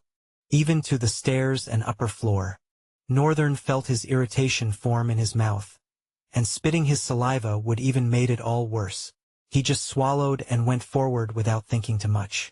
At least, he was glad that seeing so many corpses had an effect on him. That showed the having void in his soul wasn't that drastic. It wasn't all that bad after all, he thought to himself, and stopped in front of the massive double door. The door was slightly opened, which showed that Night Terror had already gone. That bastard! Northern seethed but calmed himself and paid attention to listen to whatever was happening inside. There's no sound of blade. No sound at all. Which was rather disturbing because Northern thought the moment Night Terror entered the throne room, it would rain escapades of attack on the monster. But there was nothing at all. Something is wrong. Northern frowned and summoned his clone. An exact copy of himself materialized beside him, wearing a black armor. His eyes glinted with blue light, but compared to what was in the original Northern's eyes, his were pretty dull. Northern faced his clone and commanded in whispers. Hey, there is only one command I have for you. Use all you have learnt so far to fight the strongest monster inside that room. And whatever you do, don't die. His reason was simple. He'd not have the time to pass information or focus on the link. So it was better to pass the information now from the beginning. It wasn't like the clone was capable of dying permanently. But Northern was worried of something such as his muscles getting sore from sudden pain of memories being burnt into it. Now go! He commanded and slowly stepped back, entering the embrace of the darkness that clung to the corners. The second Northern slowly materialized a silver sword as it walked forward, brimming with determination and purpose. As he stepped into the foreboding room, he laid his eyes on a bipedal monster struggling to stand straight before the eyes of a being clothed in darkness.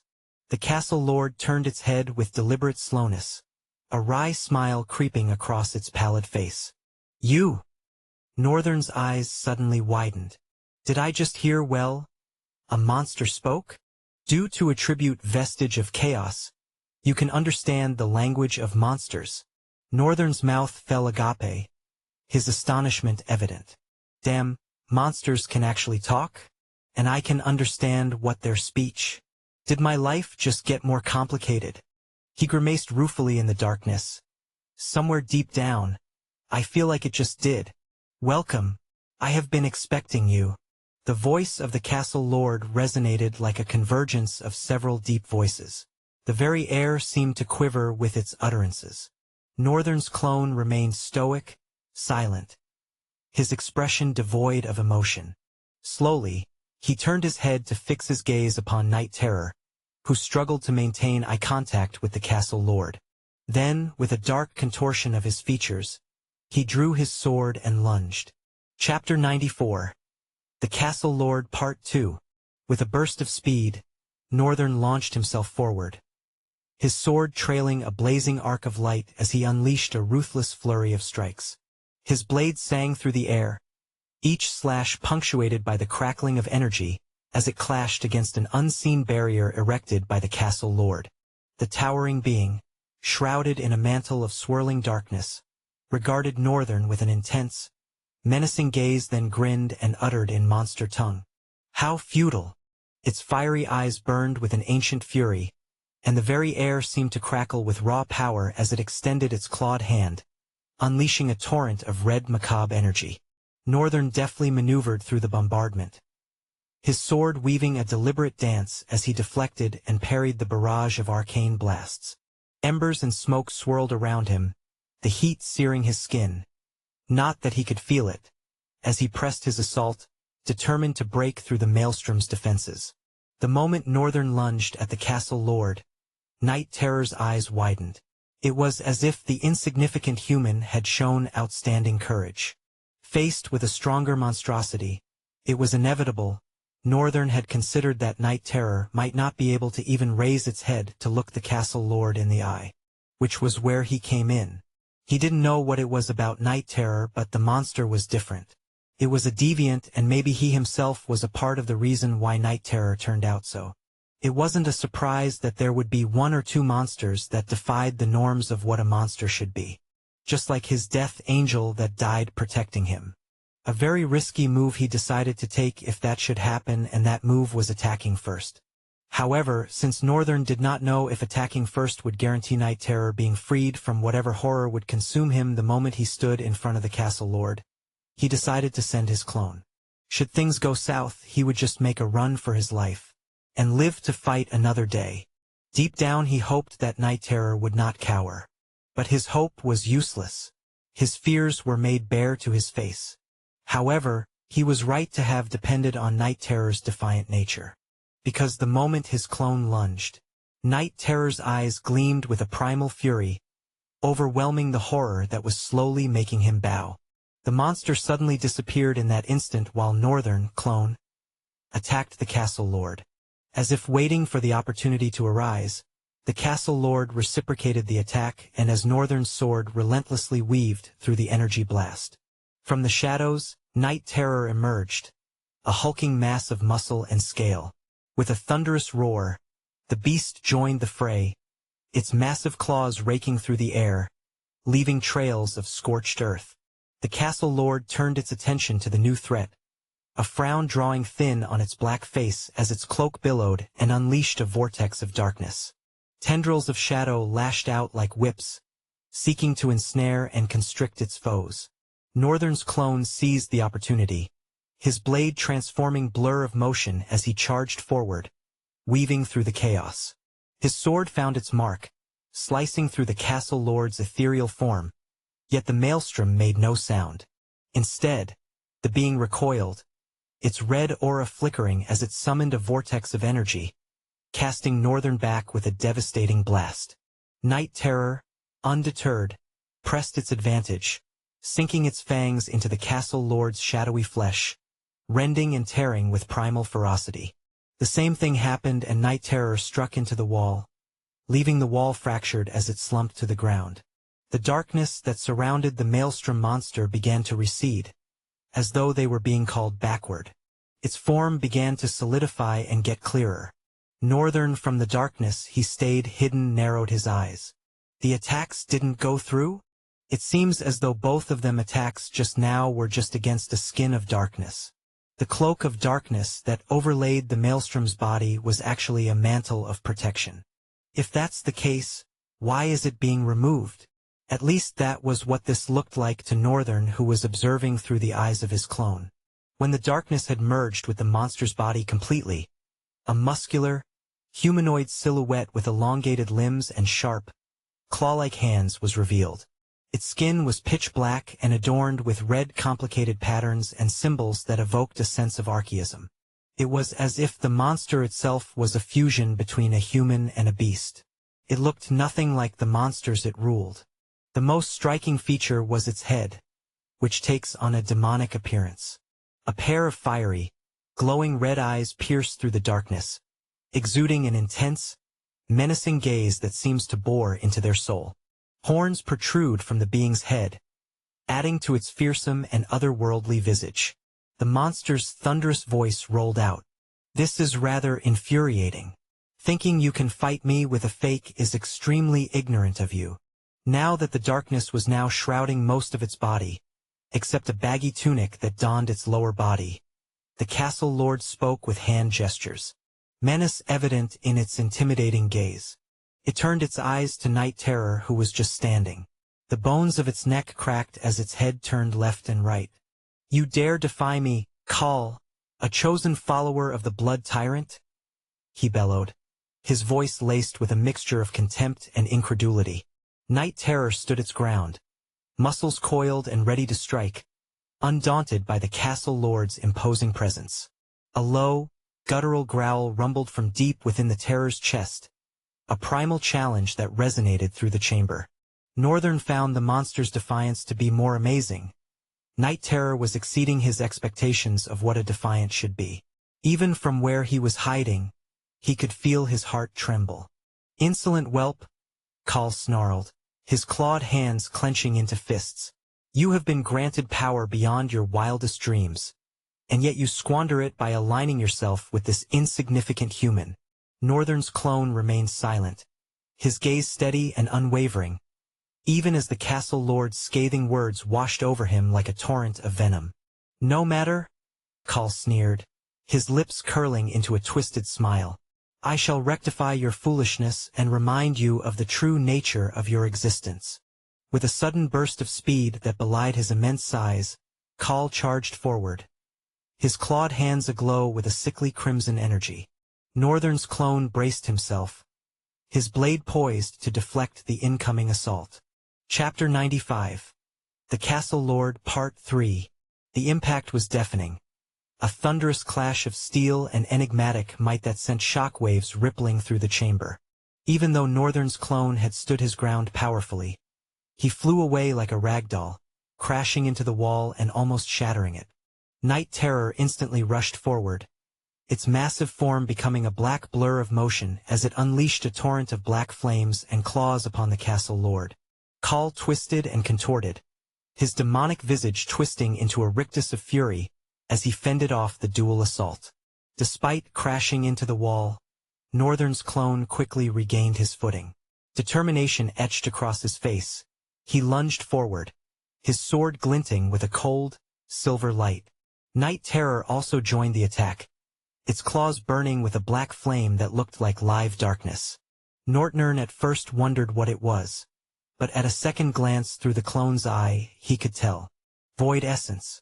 Was that how it's supposed to be, though? It looks too nefarious. The chamber reverberated with their clash, a symphony of violence that echoed through the halls.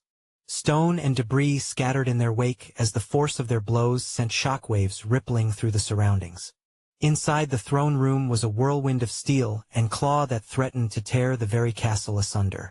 Northern's clone fought with a ferocity born of desperation, his blade a blur of silver as he fought with the best ability while escaping death every time by the skin of the teeth. Perhaps their enemy would have been bested long ago if it wasn't a maelstrom rank and a being that defied common sense. The fact that the castle lord could talk alone and called itself Call introduced a variable that Northern never calculated. And now he found himself with one unanswerable question. Even with Night Terror's might, his clone and him, would they be able to defeat this monster? Northern wanted to make sure he answered that question before proceeding to the battlefield. Of course, he felt like a coward for hiding, but he was long past that. The day he decided to prioritize his safety, he became a coward. And if he would be a coward, he was going to be an overpowered one. Yes, an overpowered coward. The clash of steel against claws echoed deafeningly as Northern's clone locked blades with the sinister castle lord. His muscles strained, veins bulging against his pale skin as he mustered every ounce of strength to hold his ground. Sparks flew as Call's razor-sharp claws raked across the silver steel of the clone's sword, the metallic screech piercing the air. While they tangled with each other, Night Terror let loose a bone-chilling roar, plumes of black flames erupting from its gaping maw. The monster's massive form became a blur as it charged, claws wreathed in a nefarious darkness that seemed to leech the very light from the chamber. Call's eyes narrowed, his pallid visage contorting into a vicious scowl as he released a shockwave of red aura with a sweep of his arm. The red aura slammed into Night Terror like a tidal wave, staggering the monster momentarily. Then Call glared. In that time Northern's clone swept in, hoisting his sword upward from below in a graceful arc. Call was focused on Night Terror. Even Northern thought it was going to be a sure hit. But all of a sudden, the silver sword stopped mid-air. Without looking, Call had caught the sword within its hand. "What the hell?" Northern from the darkness commented dreadfully, albeit inwardly also. Call still didn't spare the clone a glance. The air surrounding him seemed to disregard the clone and not take him seriously at all. Instead, his eyes were on Night Terror. His monstrous voice filled the room again. "Something is different about you. It's offsetting. You are different, you smell different. I can tell because the blood of my master runs deep in your veins. You too are a creature of corn. What have you done to yourself?" Night Terror did not respond. Instead glared maliciously at him as it slowly bent to launch another round of attacks. Call turned his head toward the clone. "Perhaps I should ask the human whom you have brought." Silence ensued for 2 seconds. Then the castle lord looked deep into the eyes of the clone. "You are there, aren't you? You can see me from these spurious eyes." Northern had that moment jerked backwards in the darkness, staggering and almost falling. A monster that could see him through the link of his clone? What kind of horror is this bastard? Something was very wrong about the castle lord. Something was not adding up at all. Perhaps the true defiant was the castle lord and not Night Terror? A million theories ran through Northern's mind in a split second. And all boiled down to one single question. What do I do, run or fight? Northern frowned. He'd been over this before. And he didn't need to visit again. No, this has to end today. Now that the castle lord was aware of his presence and even could see him through the eyes of his clone, it was useless hiding. His element of surprise had been busted. He had to join the fight. "I think my plan to stall and preserve my stamina has been successful so far. Any more would just be me being greedy. Now we have to bring this fight to an end." Northern slowly walked out of the corner and towards the entrance of the room. In a few steps, he was standing in the same scenery with Night Terror, his clone and their foe. "I'm not sure if this will work, but I have a feeling it will." Northern clenched his fist and raised his head. What he intended to do was the highest order of insanity and losing his common sense. A frown contorted on his face as his mouth opened. He hesitated, still not sure if it would work. But he asked anyway, facing Call. "Who are you?" Northern's voice crept out in monster tongue. Chapter 96. Latecomers. Metals clanged with each steps they took. People aligned on both left and right of the city as an array of drifters, shrouded in diverse can of armors reaped from their various kills. The mundane people watched heartily as they made a way towards the end of the capital. Pride could be seen etched across their differential faces, some rugged, some neat, some scarred. Each and every single one of them watched the army of drifters with joy and repletion. After so long, a move was being made to subjugate closest to their settlement, the one that had caused their downfall. The people were filled with nothing but excitement. Their sons and daughters were part of this army, of course, but the major part was populated by the students who arrived a few months ago. A lot had happened, but their arrival culminated things for them in a good way. And now the end was starting. At least that was what the people thought. They watched as the back of the army went further and further away from them till they had disappeared into the horizon. The route the wood pass had been earlier cleared to prevent unnecessary depletion of stamina and strength, and instigate a smooth journey to the rift, which worked perfectly. After a couple of hours, the Legion reached a massive rod of lightning, shimmering and sparking from the ground to the sky. From afar that was what it looked like, but as they got closer, the tear in space became more evident. Even compared to others Gilbert had encountered, this one was more atrocious and different. He stopped in front of the rift and looked up, whispering with a frown etched on his old face. I have never seen a rift so big. Beside him was the crimson-eyed girl with jet black hair. She looked at him and looked at the rift. Will it be tough? Gilbert turned his head to the young student beside him. Definitely, Raven. He acknowledged her strength. She was the best amongst her peers. That was what earned her a place beside him, leading an entire squad of her own. What next, headmaster? Annette deadpanned, making it sound more like a flack than a sincere seeking of the way forward. Gilbert, noting the criticism in her tone, shrugged it off and turned to his right. He lowered his head slightly to the person standing beside the Raven. If you may, Lady Terence. Even though she was young in her appearance and stature, Gilbert regarded her with sincere respect, and no one looked bothered about it. Not even Annette.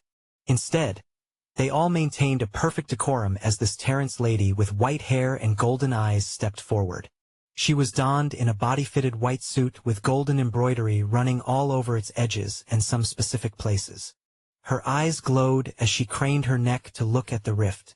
A couple of seconds left and she didn't stop looking. All of them anxiously waited, in perfect silence. Then suddenly she shuddered and almost stumbled to her feet. But the black-haired lady was quick to grab her. What is it? Did you see something? Raven asked, urgency ruling her tone. Others did not speak, but clearly their faces were more than enough words. Taking her time, the young lady regained herself from the hands of her savior and closed her eyes, taking a few seconds to breathe. But each passing second only added to the tension. Then she finally turned to the black-haired lady and looked at Gilbert also. The rift has been occupied. We cannot enter. Gilbert's face crumpled into a grim frown. The rest of the crowd all had confusions drawn upon their faces, straining their expressions in different ways but conveying the same message. Lothellowan, like every other nation around them, were embroidered by several religious culture. They built temples and worshipped gods. Of course, many from other continents also do the same, but more people deem this act as a useless one, because the existence of gods in this world has been proved to be false. But this ones were acceptable by the general population. Why? Because the entity they deify is none other than Ul. All countries in the continent of Starlock gave their soul heart to Ul and worshipped the voice as a goddess. Of course, everyone that were awakened could hear her, but when a temple was erected in her name, an oracle was also selected. From generation to generation, a lady was born with golden eyes and white hair to carry the divination of Ul in her body and connect the heart of the people to their goddess. Terence was the one for this generation. Sadly, she was born in the aftermath of a catastrophe. Although she looked kind or gentle, she had gone through her own fair share of life, and possessed an outstanding talent. No one knew of the details, not even Gilbert. He particularly was very careful around this young lady. They all knew she could tell if a rift is viable to enter. She could even go as far as telling how many people were in the rift. Terence had an immense aptitude and connection to soul essence that made her able to sense any and everything. Amazing, yet frightening. What do you mean the rift has been occupied? A green-haired bow inquired rudely, his brows furrowing. Terence turned to him wearing a fierce look on her face. It is as you heard, Mr. Bram. This gate has been occupied by one person.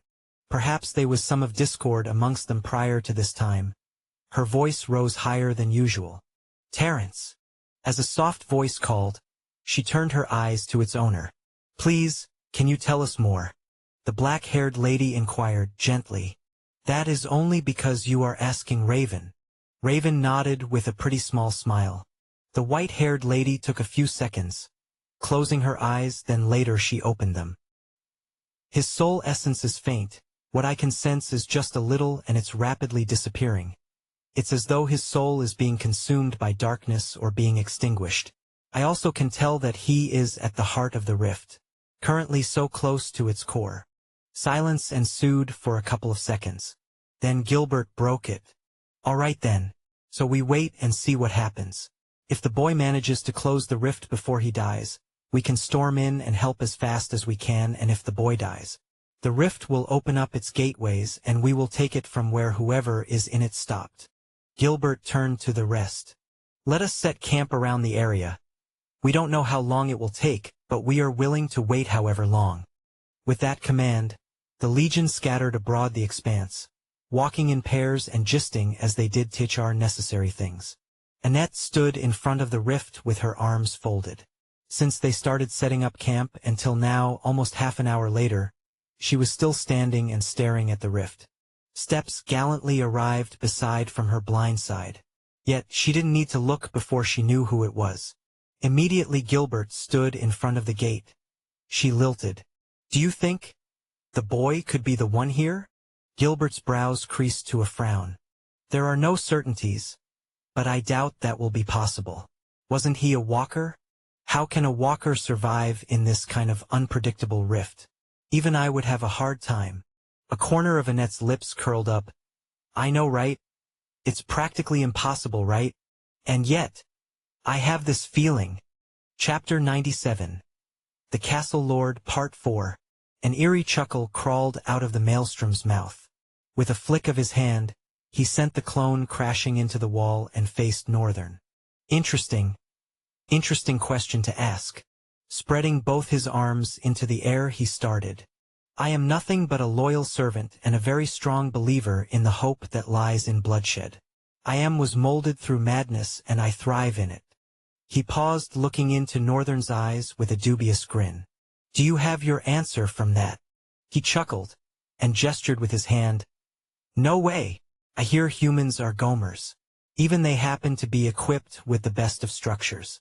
What you people have, that brain is a treasure out there, you know. His words came out so naturally and was even more frightening since they clearly were not thr language Northern was used to, but he could understand. Amazing well as at that, coupled with the 100 voice in one that it possessed. A dark frown was rimpled on Northern's face as he inquired again. Who do you serve? The castle lord went bug-eyed. Such an interesting human. Not only do I find it amazing that you can understand and speak to me, but your interest exalts me. It makes me so happy. Okay. Since you asked politely, I will tell you.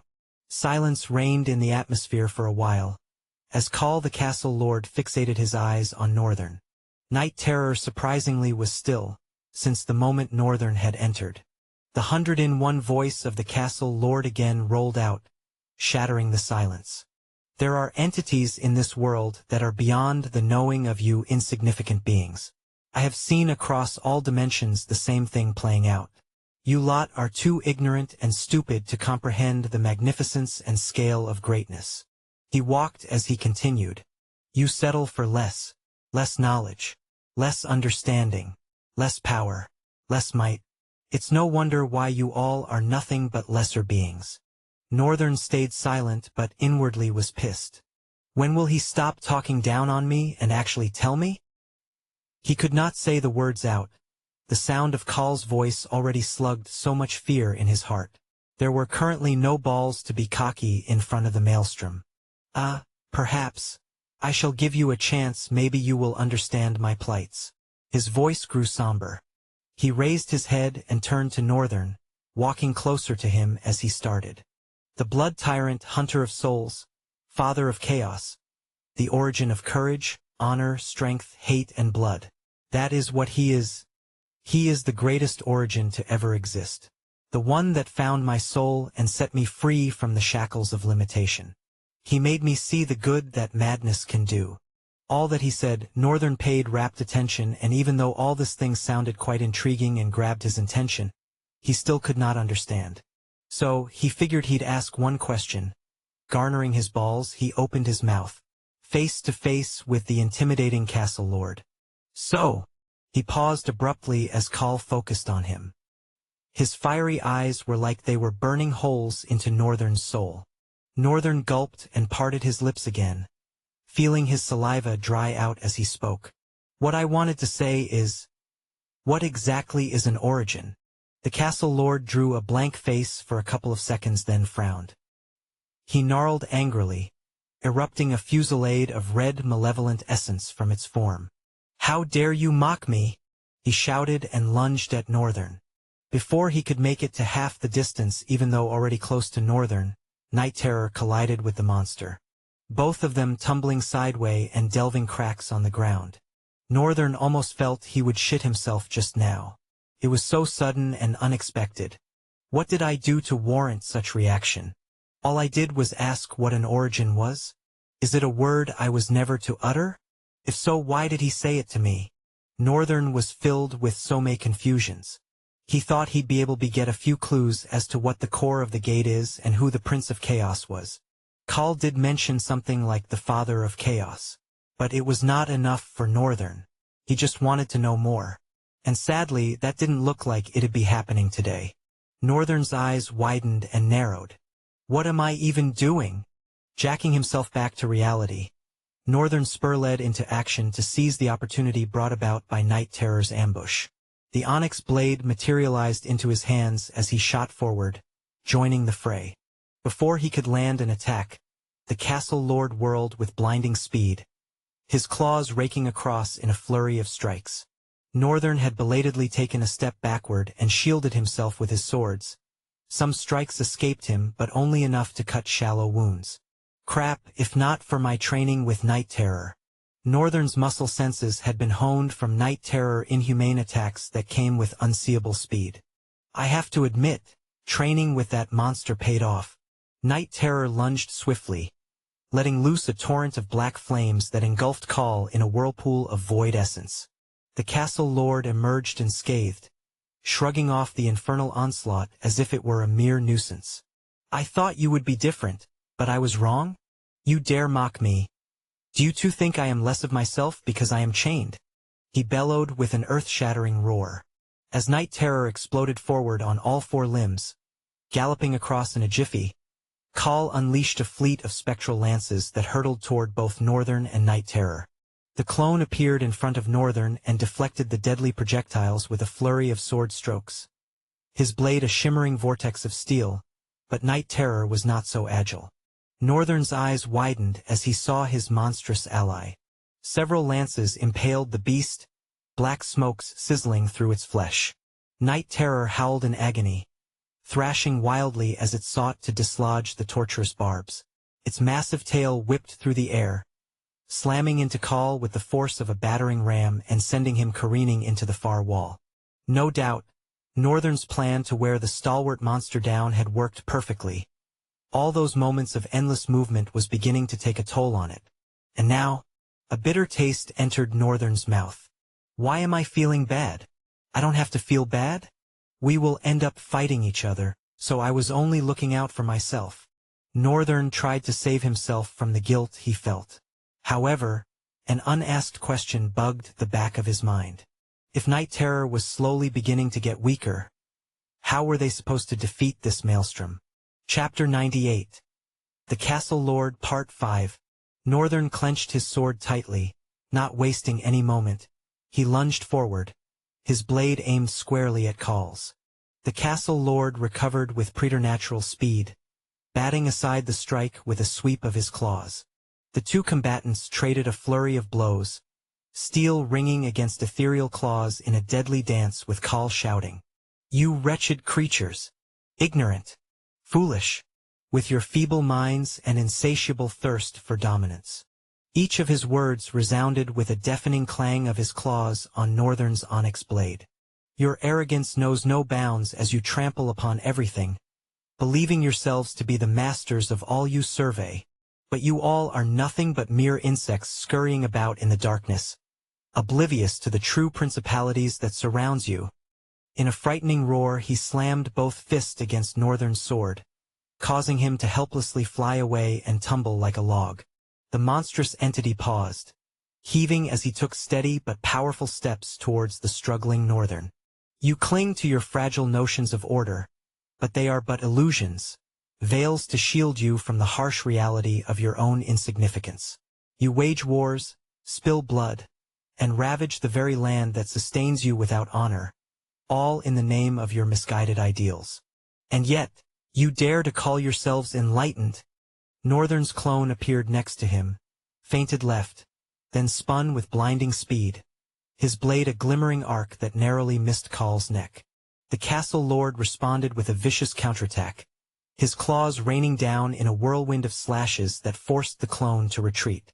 Razor-sharp talons scored across the clone's armor, leaving deep gouges in the black steel.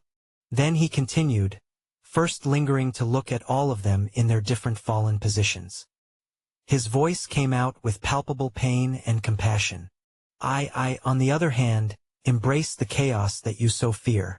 I revel in the destruction, the discord and the insanity that it brings, for it is through that insanity that true freedom is born." He breathed and laughed.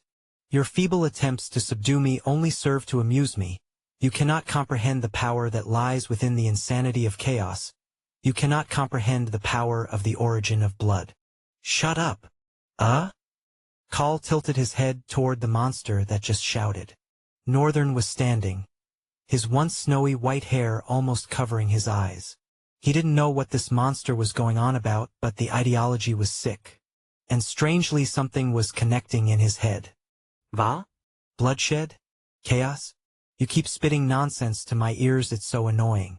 You speak of madness as if it is some divine state. You are just a deranged entity that can't see beyond bloodshed and chaos." He stood straight and frowned at Call. "Funny how you attribute honor with wars and bloodshed, as if there is a right way to kill a person. You say that insanity is freedom, but I have experienced it once and it is nothing but slavery, which is why I can tell Call, you are just a soul in bondage." Call was silent for a few seconds, his dark face growing distant, then a fearsome scowl contorted his face. "Impertinent mortal!" He shot at Northern and both of them clashed once again, hauling frightening strikes at each other. The wounds on Northern's body kept increasing while he was unable to slice through the monster's skin. Even when his blade slipped past its defenses, Call's skin was like stone. Northern jumped back, dodging Call's claws. A disturbing smirk formed on his face as he repositioned his hand on the hilt of his sword. "My word stung, didn't it? As it should. You may see yourself as a harbinger of chaos, but you and your master are nothing but pawns of your own twisted desires. What a graceless state to be."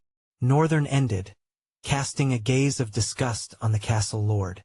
Suddenly his face became so grim, brows carved deeply into a deep scowl that horrified his entire facial features. The castle lord snarled in fury, his form flickering as he disappeared and appeared in front of Northern. Then he began to rain down ferocious strikes, shouting, "Don't you dare me with such condescending eyes! I am greater than you. Who was it that drove you into madness? Who was it that made you taste freedom? Who? Tell me who it was that ruled you and gave you the ground of war and bloodshed. The strength you wield now, your growth. Tell me, who did you owe it to?" Northern continually blocked, feeling the recoil on his muscles as each strike was vying to rip his hands apart. He was sure that if he was using the silver sword, it would have broken from deflecting the strikes that the castle lord was currently battering him with. He was angry and it made him become more powerful. Crap! I really hit the wrong spot. Northern mused but frowned a second later. To hell with it all! Northern at this point didn't care anymore. He was not an upright human in a way, at least from his own point of view. Nor was he one that held on to some heroic belief, he was just his own person. Even from his past life and now, he had his own belief, some were selfish and some were rational, but all of them were based on his point of view and experiences. Judging from the way Call spoke, it was obvious that it was a creature that relished in destruction and the disturbing satiation it brought. Now, Northern was not sure all that talk about madness, but he earlier began to suspect something playing out. He had to muster the balls to reply, and arrogantly too, because that was the only way to get the information he needed. Now, he was very sure that the day he met the Castle Lord Call was the day the seed of madness was sowed in his soul. Call was the one inflicting all the monsters with insanity. Call is the deranged king that sacrificed his people for power. That would explain why he is too strong, could talk and had these twisted ideologies. Northern slowly breathed, steamy air seeping out of his mouth. He changed his sword from his left hand to his right hand, then looked at Night Terror and his clone. Then his gaze drifted back to the fuming Castle Lord. It's fine. I have all the answers I need. You are the one I need to purge to finally be free of this hell. You are the deranged beast of a person that turned his entire kingdom into an ocean of blood, all for power. Call raised a brow, puzzled as Northern continued. Don't get me wrong, I don't care about what you did. I am not a hero, I don't protect the values or honors of humanity, nor do I have an opinion on whether what you did is right or wrong. I just need to leave this hell you have created. Please die and let me go home. Chapter 99. The Castle Lord, Part 6. Northern and his clone lunged at the Castle Lord simultaneously. Northern's onyx blade tracing a crude arc while his clone's silver sword followed the same pattern but in opposite directions. The Castle Lord parried intensely, diverting his hands in all directions as Northern and his clone moved around it.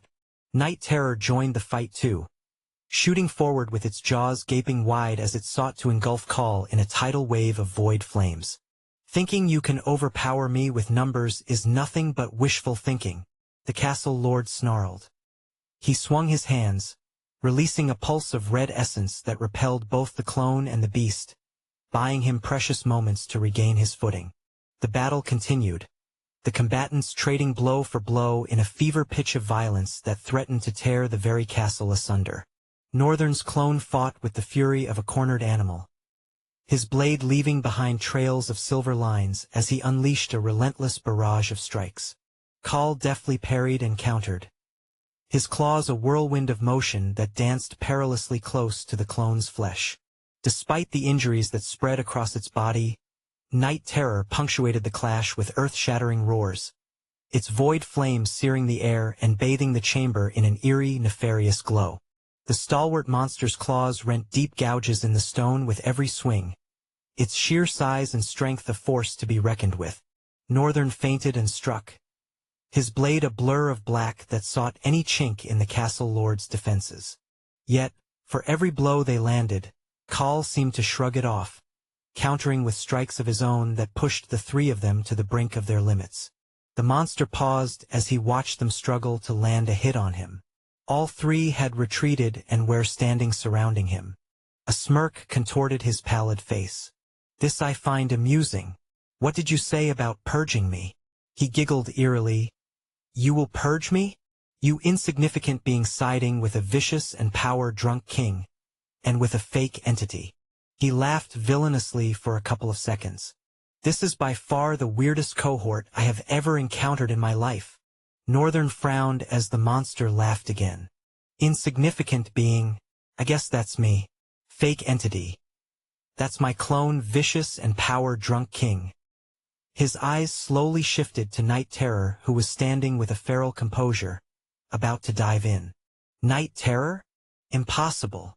Before now, all the clue that Northern had gathered to prove that Call the Castle Lord is the king that filled his kingdom with blood for the sake of power. He was sure. But at the same time, something was not right. The way Call spoke, the things he said and what he addresses himself to be, follower of the origin of blood. Northern's instincts felt like Call just wasn't the one. However, there was no better explanation. I thought I was just overthinking it, but everything changes if Call is referring to Night Terror as the power-drunk king. Then it would come to make a lot of sense as to why the stalwart creature was so different from the rest, and why it seemed to hate the castle lord so much even though it should be a monster subjected to the hierarchy regardless of its defiant nature. Night Terror of course could not bow to the hierarchy because Call was never a part of that hierarchy. If Night Terror really is the mad king that sacrificed his kingdom all for power, then it would mean he is supposed to be the one at the top of the hierarchy. However, Call's presence changed all that. Who then is Call? And what was he doing here? As more walls of questions were broken through, even more formidable ones seemed to arise. Northern was so confused. Night Terror is the deranged king? He had been living with the cause of his problem all this while. Wait. Let's not rush this and make the same mistake again. I think I should calm down and play with this bastard again. Northern straightened his back and placed his sword over his shoulder, wetting dry expression with a smug grin. The castle lord frowned deeply in response. Seeing such confident grin on Northern's face despite the insignificant human losing fill him with so much rage. Northern knew it would. He needed him to lose his composure after all. You sacrificed your people. Because of your deed the land became a place of horror and bloodshed. You made them into savage monsters and turned them into instruments driven mad by the hunger for blood. Call, frowning, suddenly interrupted Northern. I will have to stop you right there? What nonsense do you speak? Ah, I'm so lucky this bastard has mouth and can speak. This would have been so hard. Gosh, it's so easy to fool him. Northern retorted with a stern glare. This kingdom, this destruction, the madness that fills this realm. While all this is my deed, it was only asked by the people of this land. I was just on my own when they began to offer so much blood to bring down the greatest quiddity of power. He looked at Night Terror and continued, however, the bloodshed they wrought filled me with so much vigor and gave me the opportunity to break 2 parts of myself free from the shackles. Oh, so the kingdom brought you here? Something like that, Call replied disinterestedly. He's amazingly honest for an advocate of chaos. Call had mentioned that he divided himself into 2, which was baffling, but Northern suddenly connected it to something he saw. That was none other than the fire in the cave that he came across twice. If it was a monster of this level of intelligence, then perhaps Call was indeed telling the truth. He did split himself into 2 thanks to the bloodshed. The bloodshed filled him with power. Does that mean there is more to him than being a monster? Northern was slowly beginning to understand why Call since the beginning has been referring himself to be a follower of the blood tyrant, the origin of blood. Whatever this origin was, Northern suspected it was a being with supreme power over blood. But not just blood, also rage, honor, strength and hate. There was something linking through all of them. Northern, however, couldn't put it together just yet. He wasn't even in a place to do so. Northern breathed and said, raising a corner of his lips, telling me all this information, aren't you worried? Call raised his chin with a vile laughter. Then as it receded, he replied, worried? Whether I tell you or I do not tell you, it changes nothing. I will do what I plan to do. Northern grinned. And that there was the last piece of the puzzle. Chapter 100. The Last Dance, Part 1. Thanks to Call's willingness to reveal information, Northern now had a few things down right. And one fact stood annoyingly shocking out of it. Night Terror is the king that sacrificed his people. However, that didn't settle things. Inasmuch as it was a valuable information, it was still useless. Rifts had soul cores. Those soul cores oftentimes are the reason for why they exist. Bringing together all the information offered by items, the patterns of monsters and clues gained from careful studying of the environment, an underlying tale is discovered. One that existed before the rift. That was what Northern felt this to be. At the core of this story is always a linchpin, and that linchpin should be his ultimate clue to finding the rift soul core. Northern stared at the castle lord for a couple of seconds, then glided his eyes to Night Terror. One was a king that destroyed his entire kingdom all in the name of power. The other is supposed to be a quiddity of power that was brought about by the sacrifice of thousands of lives. Undoubtedly, he is the guardian of the rift. Killing him should reveal the location of the rift soul core, which I suspect should be somewhere around that throne. From the little he had heard of rift, their soul cores were usually concealed in important spaces and are revealed the moment the guardian is defeated. But there was something bothering, which was why he needed to know. Northern sighed. I'm not dealing with one defiant but two? Call had a motive for appearing in this place. It could have been what made the rift so flexible and have something to do with the three different kind of monsters that they occasionally battled against. Northern had wondered for a long time where they came from. The rift they had encountered too. It wasn't a gateway, and clearly looked like a rift. So undoubtedly something was fishy. The only problem was that the more he thought about, the more confusing it got. And a heavy ache was beginning to slam his head. Damn it all. I just want to get out of this hell. Would turning a blind eye to all other mysteries be a good idea? Northern knew it probably wouldn't, but he wanted to be selfish. He needed to be selfish. Because, I want to leave this place. Northern closed his eyes, he inhaled deeply and exhaled. Then the black blade in his hands disappeared. Disarming yourself. Have you finally surrendered to your inevitable fate? Call grinned from ear to ear. Even Night Terror looked surprised by his sudden action. But Northern didn't say anything and just stared with a dead expression. Then he looked at his clone and nodded. The battered Northern slowly dissipated and returned. Northern was overwhelmed by pain, running across his muscles. Crap!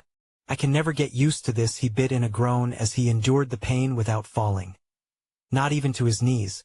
He just held himself together and bent over as the pain surged through his muscles. The castle lord observed a puzzled expression. A brow of his was raised even though not much could read from his flaming eyes. Northern straightened his back as the pain went down. Thank God.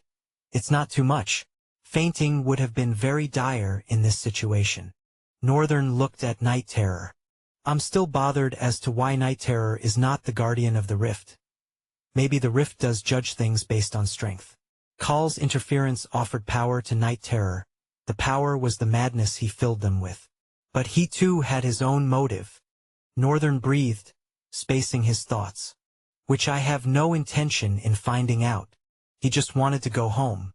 Slowly he crossed his hands in front of his face. Two stilettos weaved themselves out of thin air. But instead of white sparks, they were materialized from black and almost unnoticeable sparks. I guess now that my soul essence has been converted to void essence, every other thing is affected. He couldn't use void essence like Night Terror was using it, but he too had gotten stronger. I was saving this for Night Terror, but I guess I will have to use it. 'Tis annoying. After fighting with Night Terror on several occasions, and finally watching him easily rip the corpse eaters to shreds.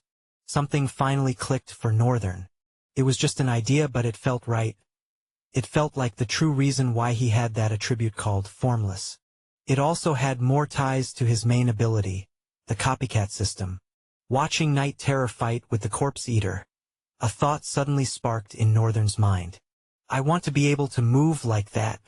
It was a wishful thinking, but it ignited more series of thoughts, and strangely they felt like he was putting the puzzles right where they should be. How could he move and fight like Night Terror did? He had no claws and had not the kind of speed and strength Night Terror had.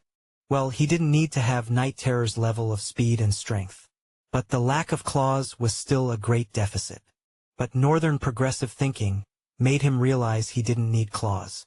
He just needed something that would permit him to move his hands like Night Terror did while acting as a devastating force of attack. And the answer was simple. Daggers. It was also a good one, since he didn't want to stick to one type of weapon. Northern had used the dagger before, although it was quite amateurish, but he couldn't deny that there was literally no difficulty in mastering daggers. Even when he was used to them, he could still easily switch to one-handed sword, and sometimes he wielded the silver sword with two hands. Amongst all this transition was an ease of adaptability and flexibility, which he belatedly realized came from the formless attribute. He was water that is basically given shape by the cup. Northern's body and form adapted to fit the form of his weapon. Although before now, it had all been happening without conscious effort and proper understanding. But now that he understood to a degree and had these eyes, things were bound to be different. Although I am still very pissed that I have to use it here, I thought this would have definitely helped me defeat Night Terror. Northern looked at Night Terror and smirked. Shall we give this deranged bastard a last dance? If you want access to fast updates or the full novel in high-quality audio, contact me now and buy. I offer over 300 complete audiobooks from Pocket FM, Webnovel, Audible, and more. No locked episodes, no subscriptions, just one-time payment via PayPal or Ko-fi. Message me directly on Telegram or WhatsApp, or check out the full list of available novels on Discord. Start listening to your next favorite audiobook today.